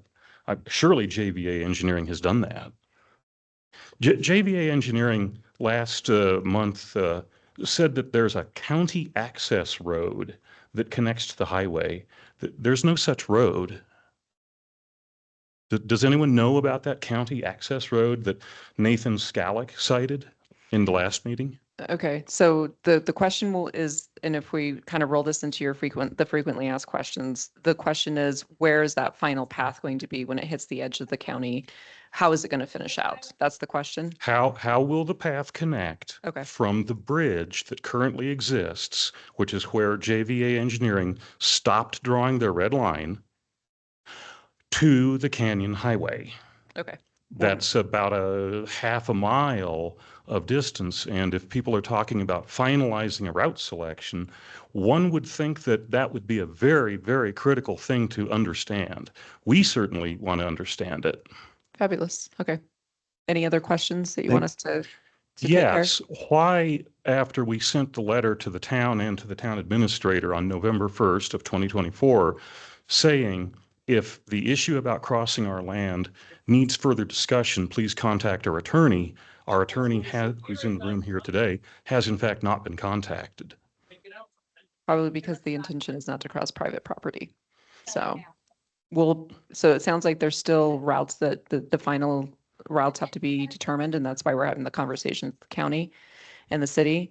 But we've got your question. The ultimate question is, how does it connect that last little bit? That's the 3 minutes? Okay. Yeah, we Excellent. need to have clarification on that, and my attorney may have some additional questions next. Thank you. All right, thanks. We'll Thanks do for our the question, best Frank. to, we will do our best to answer questions. If we can't answer the questions, of course, we've got it cataloged, recorded so that we can roll it into our frequently asked questions. Okay. All right, next, yes. Good evening. Victor Grimm. I am at 901 East Alameda in Denver. I represent the landowners of 27220 Boulder Canyon Drive and 27896 Boulder Canyon Drive. Those are the properties immediately below the dam, known as the town site of Tungsten. About a year ago, or a little bit less than a year ago, I sent a letter to the town asking for communication to my office with regard to this matter, and have not received any information with regard to that. If it is the intent of the town not to go through public land, then, private land, all we need is a representation from the town to that extent, and then we won't have any other problems.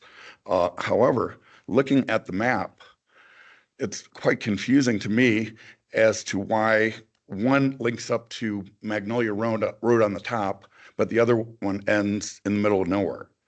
And so if this is the process of finalizing these plans, you can understand how my clients are a little bit concerned that they haven't been brought into the conversation since this is adjacent to their property. So at this time, we would respectfully request that the town communicate with me. I can give the information to your attorney and go forward from there.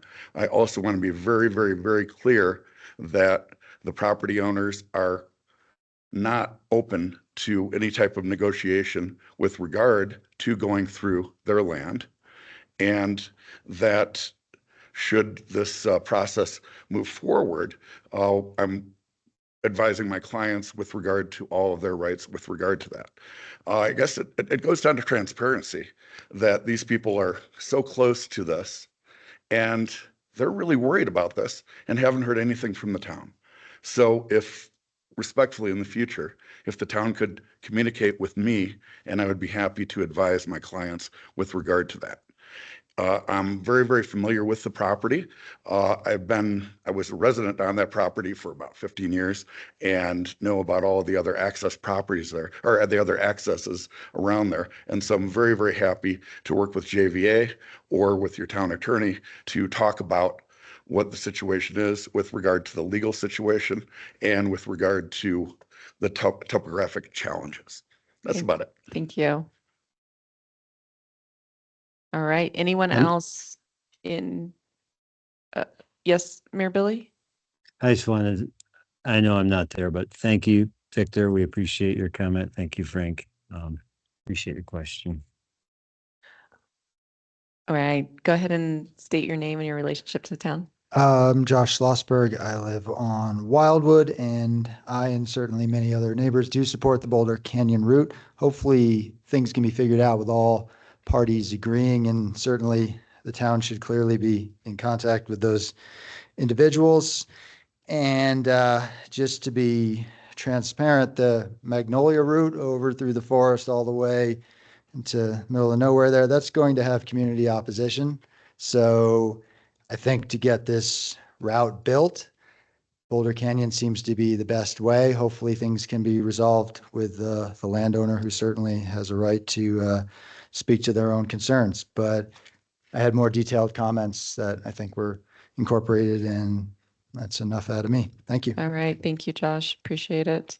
Anyone else in the room who would like to speak? Public comment, 3 minutes. Anyone? Okay, we'll go online. Is there anyone online who would like to make a public comment on this subject? Go ahead and raise your hand.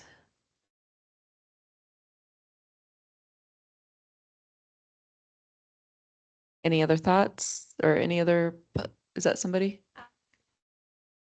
Alex, you're up. Hi, Nicole. Alex Hi. Zabrick. I'm a homeowner and resident at 127 Alpine in Big Springs. I submitted a written comment to the board, which I know was included in the agenda packet, but just wanted to kind of listening to the public comments that have been given on this topic so far just kind of underscores the can of worms that the canyon route seems like it's going to open. I frankly am in favor of whatever route is going to be the quickest and in alignment with what the experts in the field, such as the fire department, et cetera, say. But last time this board considered the egress route, you also had a private landowner issue, and that was, I think, over 3 years ago, and it all went sideways after that. So I respect the landowner's point of view. I respect this board's position that it's not going to use eminent domain and cross private property. And given those facts, I think, and I understand the canyon route's preferable for various reasons, but it's also, we need to work within reality. So just as a resident and homeowners of Big Springs who's concerned about being able to insure my home, being able to evacuate, being able to ensure emergency personnel are able to reach my home and my neighbors in the event of emergency, I would just, before we go too far down this canyon route, urge those board members, and maybe only one or two were around back 3+ years ago when you did this private landowner thing before, but just urge you to really think through that, because from what I've heard today, it doesn't sound like there's going to be flexibility on the private landowner's part, which is their prerogative. So Magnolia route is better than no egress and no emergency services being able to get to my home and my neighbor's home. So that's what I would like to advocate, that the board just think about what is going to get, as this smoke rolls into Ned tonight, what's going to get us quickest to an egress route, because the emergency is not going to wait. So thanks for listening. Thanks, Alex. Trustee Corvalon, are you raising your hand to speak as a citizen? I just want to clarify. Oh, no, I forgot to lower Okay. it. Sorry. Yeah, No thank you. problem. Because, yes, I know you're also a Big Springs resident. All right. Any other public comments online?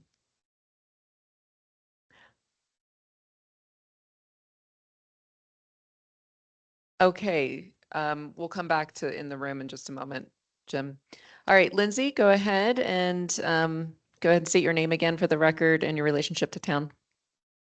Oh, it's Mr. Lindsay. I hijacked the Oh. iPad. My name's Jordan Rash. I am a resident in Big Springs, and I just want to kind of second everything Alex said. You know, I'm sitting here listening to the meeting, staring across the reservoir, and I can't see town because it's covered in smoke. You know, the world's on fire. The first meeting I attended when I bought a home here was the fire egress meeting 3 years ago, and we saw it go nowhere. So I and my family, we fully support a landowner's decision to protect what's theirs. So as Alex said, there's only one option, and we should pursue it. So I just wanted to voice my support there and make sure that it was seconded. Thank you. Thank you, Mr. Lindsay. Jordan, appreciate that. Any other public comments online?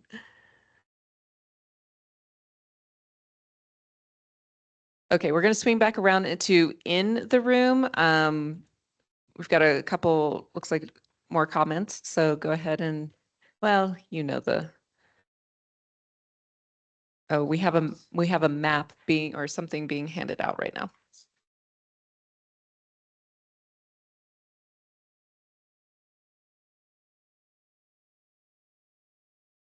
Good evening. My name is Jim Reese, 66 Barker Road, Big Springs resident. I can tell you I went to Denver Broncos camp today, and the hype is real. They're going to be awesome this year. Go Broncos.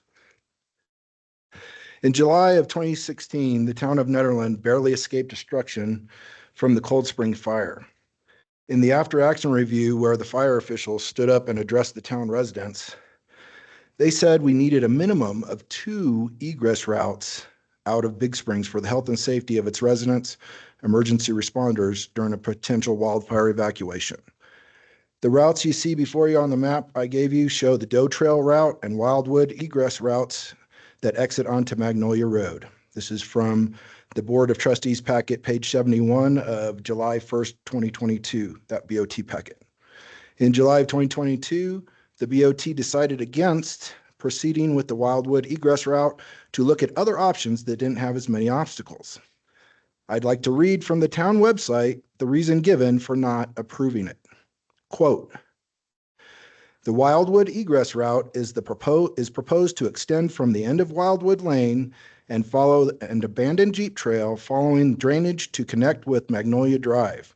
The construction of this route will require significant additional fill and cut, as well as significant and extensive fuel modification to ensure the route offers safe passage for passenger vehicles. This route follows terrain features that are conductive with to potential wildfire entrapment without significant vegetation modification. Furthermore, the potential ongoing maintenance will be required for the mitigation of the road surface erosion and slope stability challenge to maintain a passable road. End quote. That's from the town's egress project page. It does not mention anything about private property issues. As you can see from that route, it's the most direct and closest route.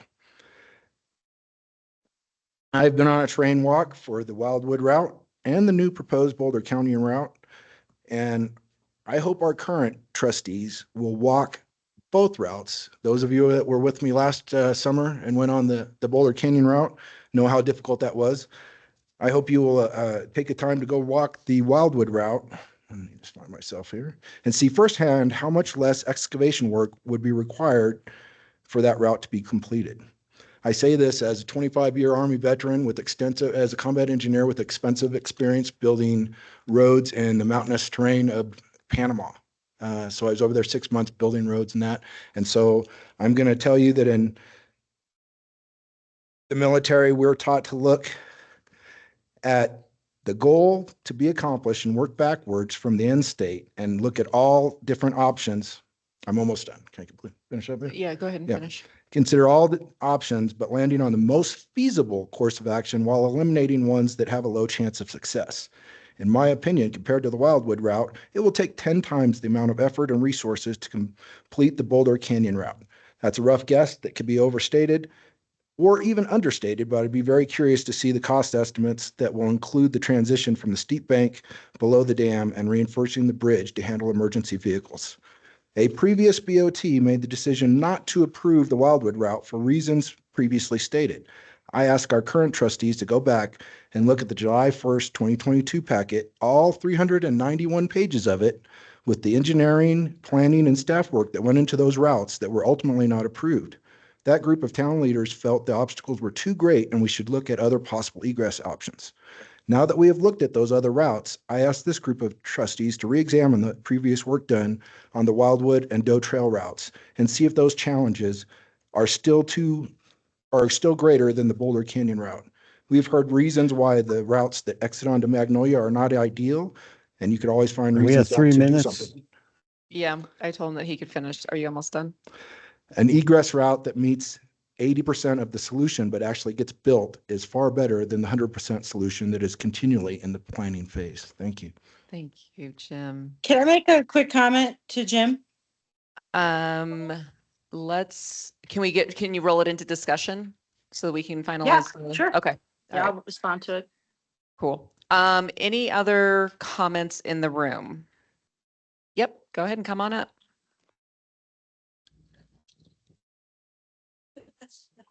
Dean Rundle, 86 Sundance Circle. As long as you keep West Fifth Street open, I can get out. So I don't have a dog in the hunt personally, but this process has gone a long time. And I encourage you to, if this is important to do, make a decision soon. And if it's not important to do and it's too hard, then decide to don't spend any more money on something that's too hard to do. I hope you will decide that this public safety thing is really important. None of these routes will be perfect. You cannot, I've only been here 22 years. So some people have been here longer. You can't please everybody in Nederland. I have run planning processes, NEPA processes, even worse and more complex, if you can believe that, than this. You can't please everybody. Somebody's going to be mad. But I hope that unlike Congress, who are after power and money, you don't kick it down the road because you're volunteers doing this as a public service, and I appreciate that.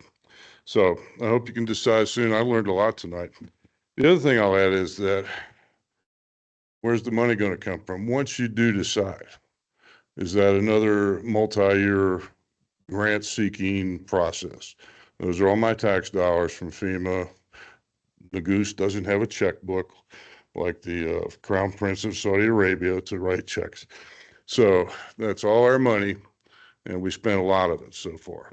I would suggest that when you do decide, and it'll take some planning, if you remember, if you were here in 2013 when the flood came and wiped out Highway 119 and all the other canyons north of Golden, Governor Hickenlooper brought in the Colorado and Wyoming National Guards. He said, I'm going to open this road by Thanksgiving. They got it done by November 23rd. And this could be a really good project. If proper coordination with the AG's office, they've got the ability to do it. They have to go to annual training every year. And I'd like you to, when you make a decision, consider using National Guard engineering units as part of their training program to do the construction. Thank you. Yeah. Anyone else in the room want to make another public comment? Okay, before we bring it back to the board for ultimate discussion, Chief Schmidtman, was there anything that you wanted to add to the discussion? No. Okay.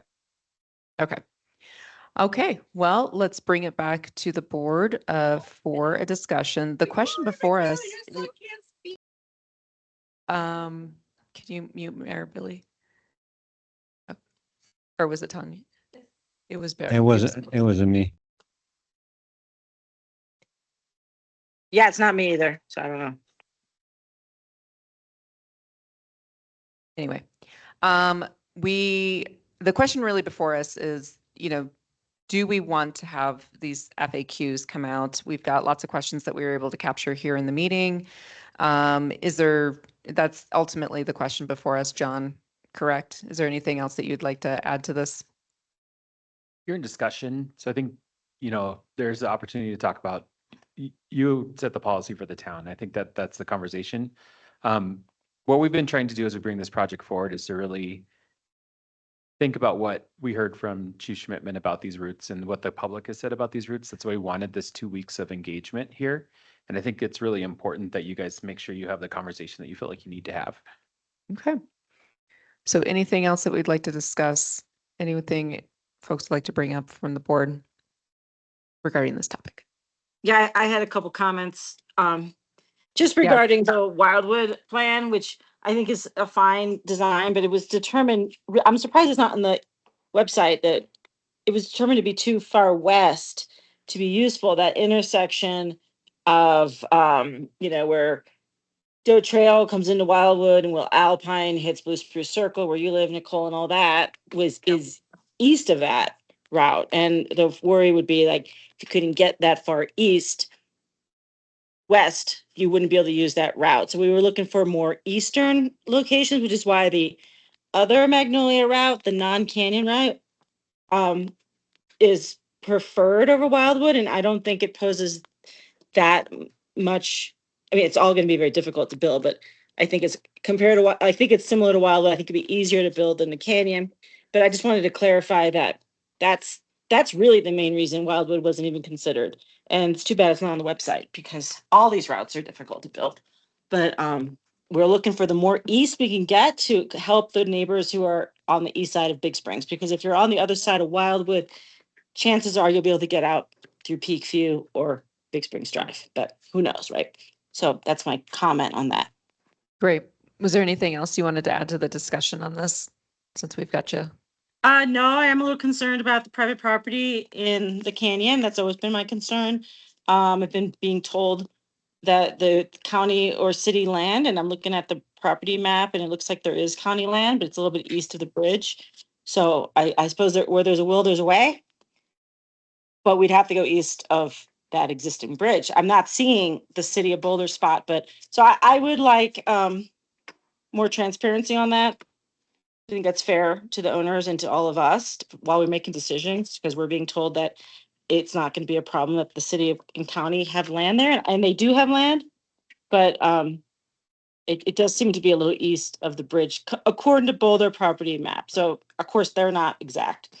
So yeah, I would love a discussion later where we go through that stuff in detail. Right, John? I would like to note that would be the plan, is we would construct a new bridge significantly Okay. east of the current bridge. Okay, so there you go. That's it. So everyone can know that that's not the plan. And perfect. Thank you. All right, great. Anything else, Trustee Corvallon? That wraps it up. No, I mean, I'm for designing both routes if we have the money to do so. So gives us more flexibility. Okay, great. I'm going to pop over since we're still online. Mayor Billy, if there's anything else you want to add as a part of the discussion. I think the last thing Tanya said is the best thing. I'm for at this point, since we have the money and we do, designing both routes makes sense to me, and it gives us flexibility, and two, designs on the shelf, shovel ready, and, as we design it and, work through potentially a totally different exit on the Canyon route than going through private, and work through all the details of both routes, things, it'll be a lot easier later to decide which one to go with.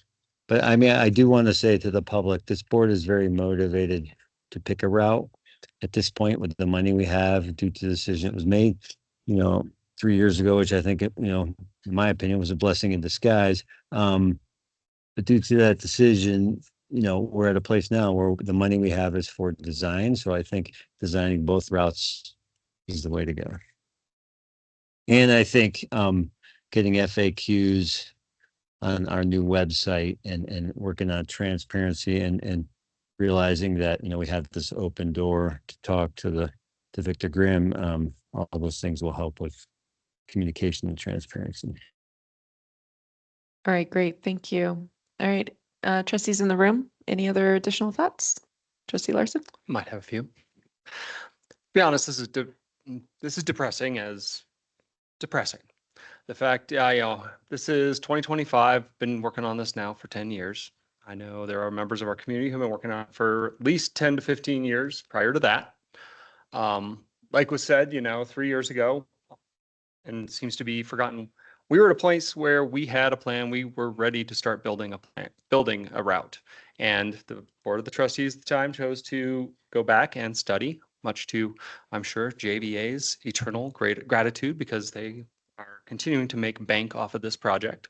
And now we're faced at where we're looking at two possible routes, one of which, again, JVA is kind of giving us a bum deal on, because they do stop before the hard part of the trail. They just kind of like, oh yeah, no, they're about the same length, about the same, difficulty, but oh yeah, the bridge and the potential private property issues, they kind of skipped that part. I think it's pretty irresponsible of all of us to be continuing to kick this can down the road, as some people said, as we've got the smoke rolling in. This is a matter of time, and this is going to come back to bite us in the ass. And we should be doing everything we can right now to build a route. There is no perfect route.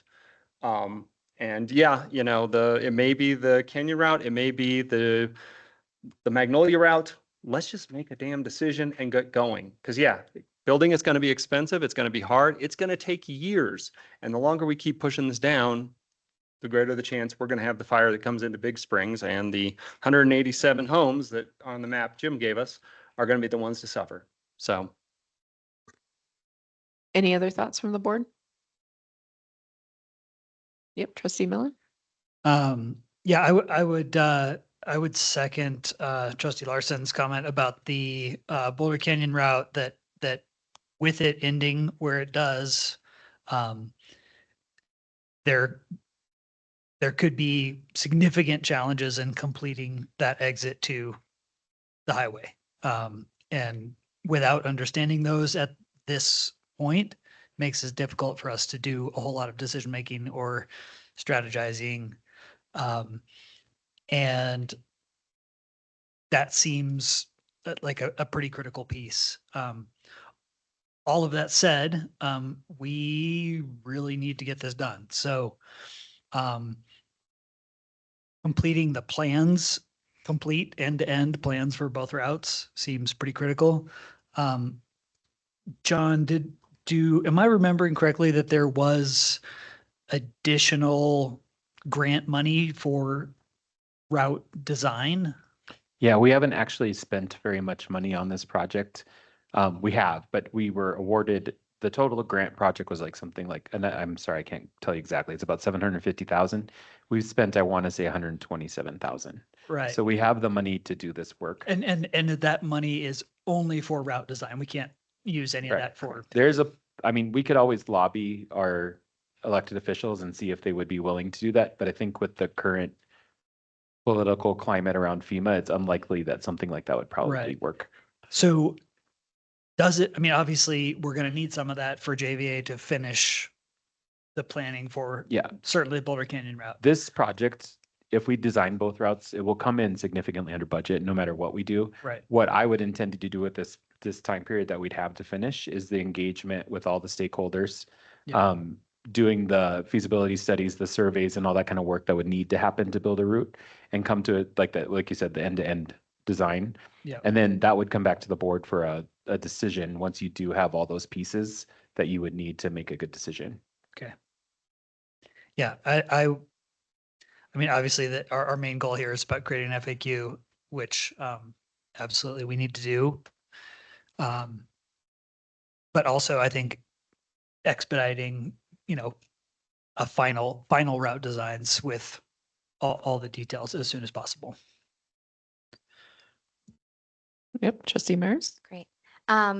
John, correct me if I'm wrong, but at our last meeting, I think JVA confirmed that getting both designs to shovel ready wouldn't be any more time than getting one design to shovel ready, right? Because I just want to make clear to everybody that not only do we have the money to get both of these designs shovel ready, but also we've been assured by the engineers that the timeline will be the same either way. So I just want to make sure that people don't think that we're taking extra time to get both shovel ready, that at the expense of choosing one or the other right now. The reason why we're deciding to go with both right now is because we have the time and the money.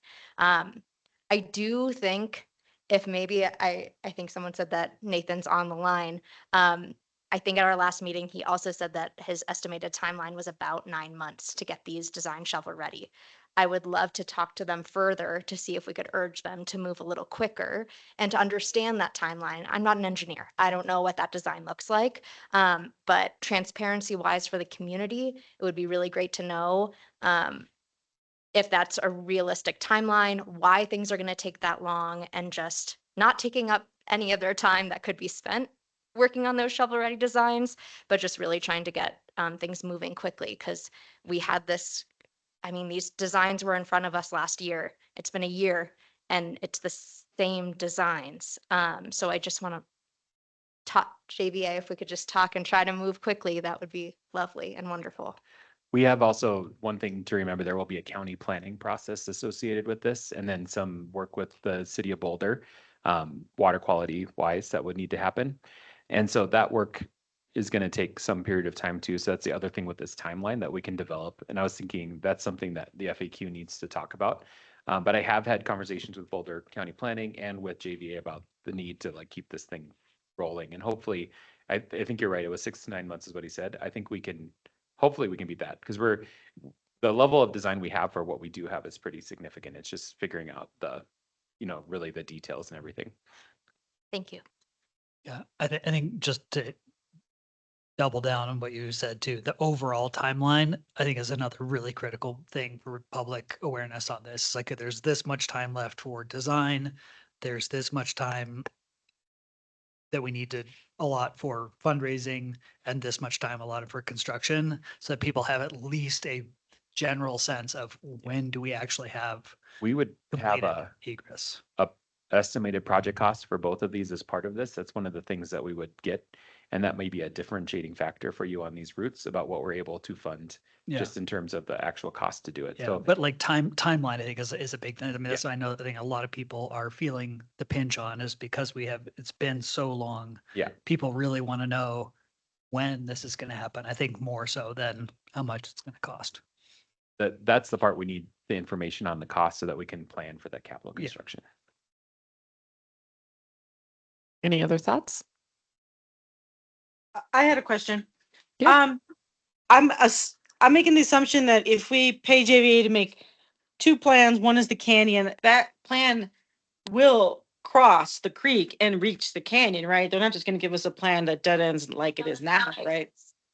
No, ma'am, you're right. Okay, That's why good. we're saying if we could cross further east, we can stay on county land. And that is what we want to see if that's possible. That's really the differentiating factor right now. And so Gotcha. that would be, we haven't gone on any private property or done anything touching any private property, which is why that map ends right there.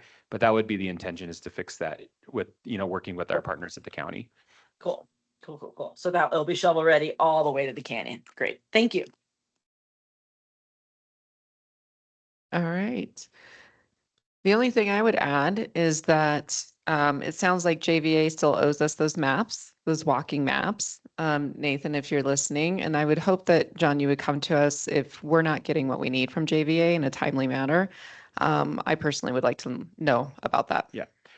One of the things, the real challenge with it is putting guardrails. We don't want anybody walking onto property they shouldn't be on. And there is a lot of complicated property up there. I think that's really why those maps haven't been given yet, but we will make sure they are soon. Okay. All right. And with that, we will go ahead and wrap that. You got what you need, John?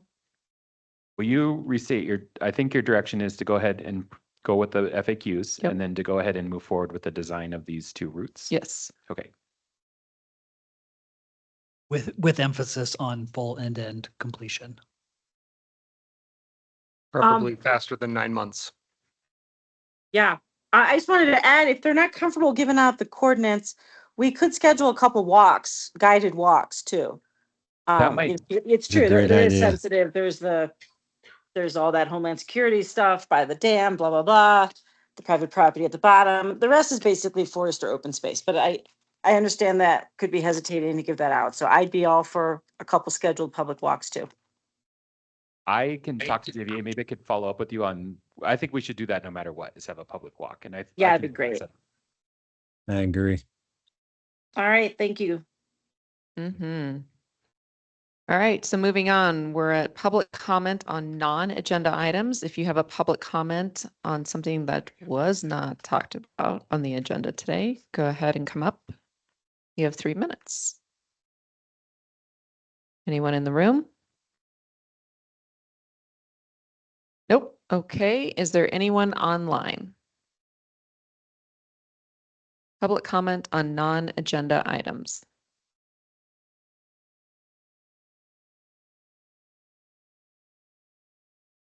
Tanya, do you have your hand raised?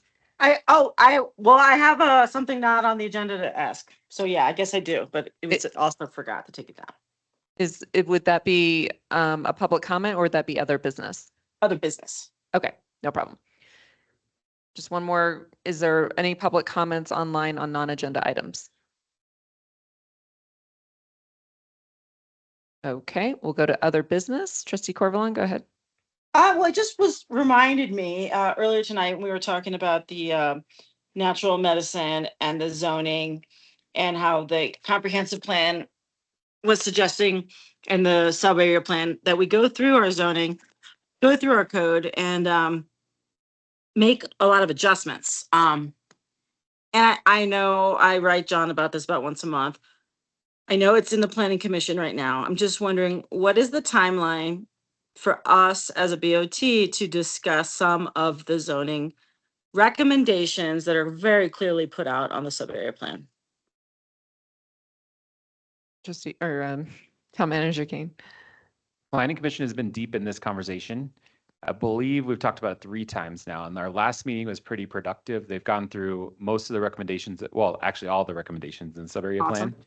at their next planning commission meeting, which I am not 100% sure the exact date of, 27th of August. 27th. Yeah, we're going to have a work session to kind of dive into those items deeper so that they can kind of walk through them all. And then the intention would be is to have a draft ordinance created to kind of codify that work, the overlay district and the design standards that we've been talking about, so that can come back to the board for approval. But they're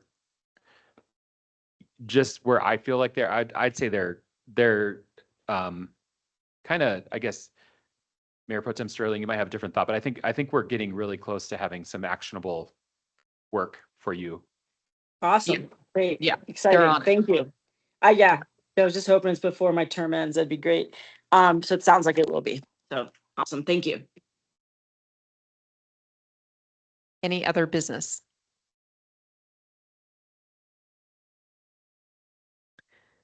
Do I hear the magical motion? Motion to adjourn. Second, Macy? Mayor Billy, yes. Trustee Miller, Yes, please. Trustee Corvalon, Yes. Trustee Ty, Yes. Mayor Pro Tem Sterling. Yes. Trustee Maris Yes. and Trustee Larson. Yes. Thank you. The meeting is adjourned at 9:06 p.m. All right. Good night, everybody. Have a great night. You too, Thanks, Tanya. everyone. Thanks. You too. Take care.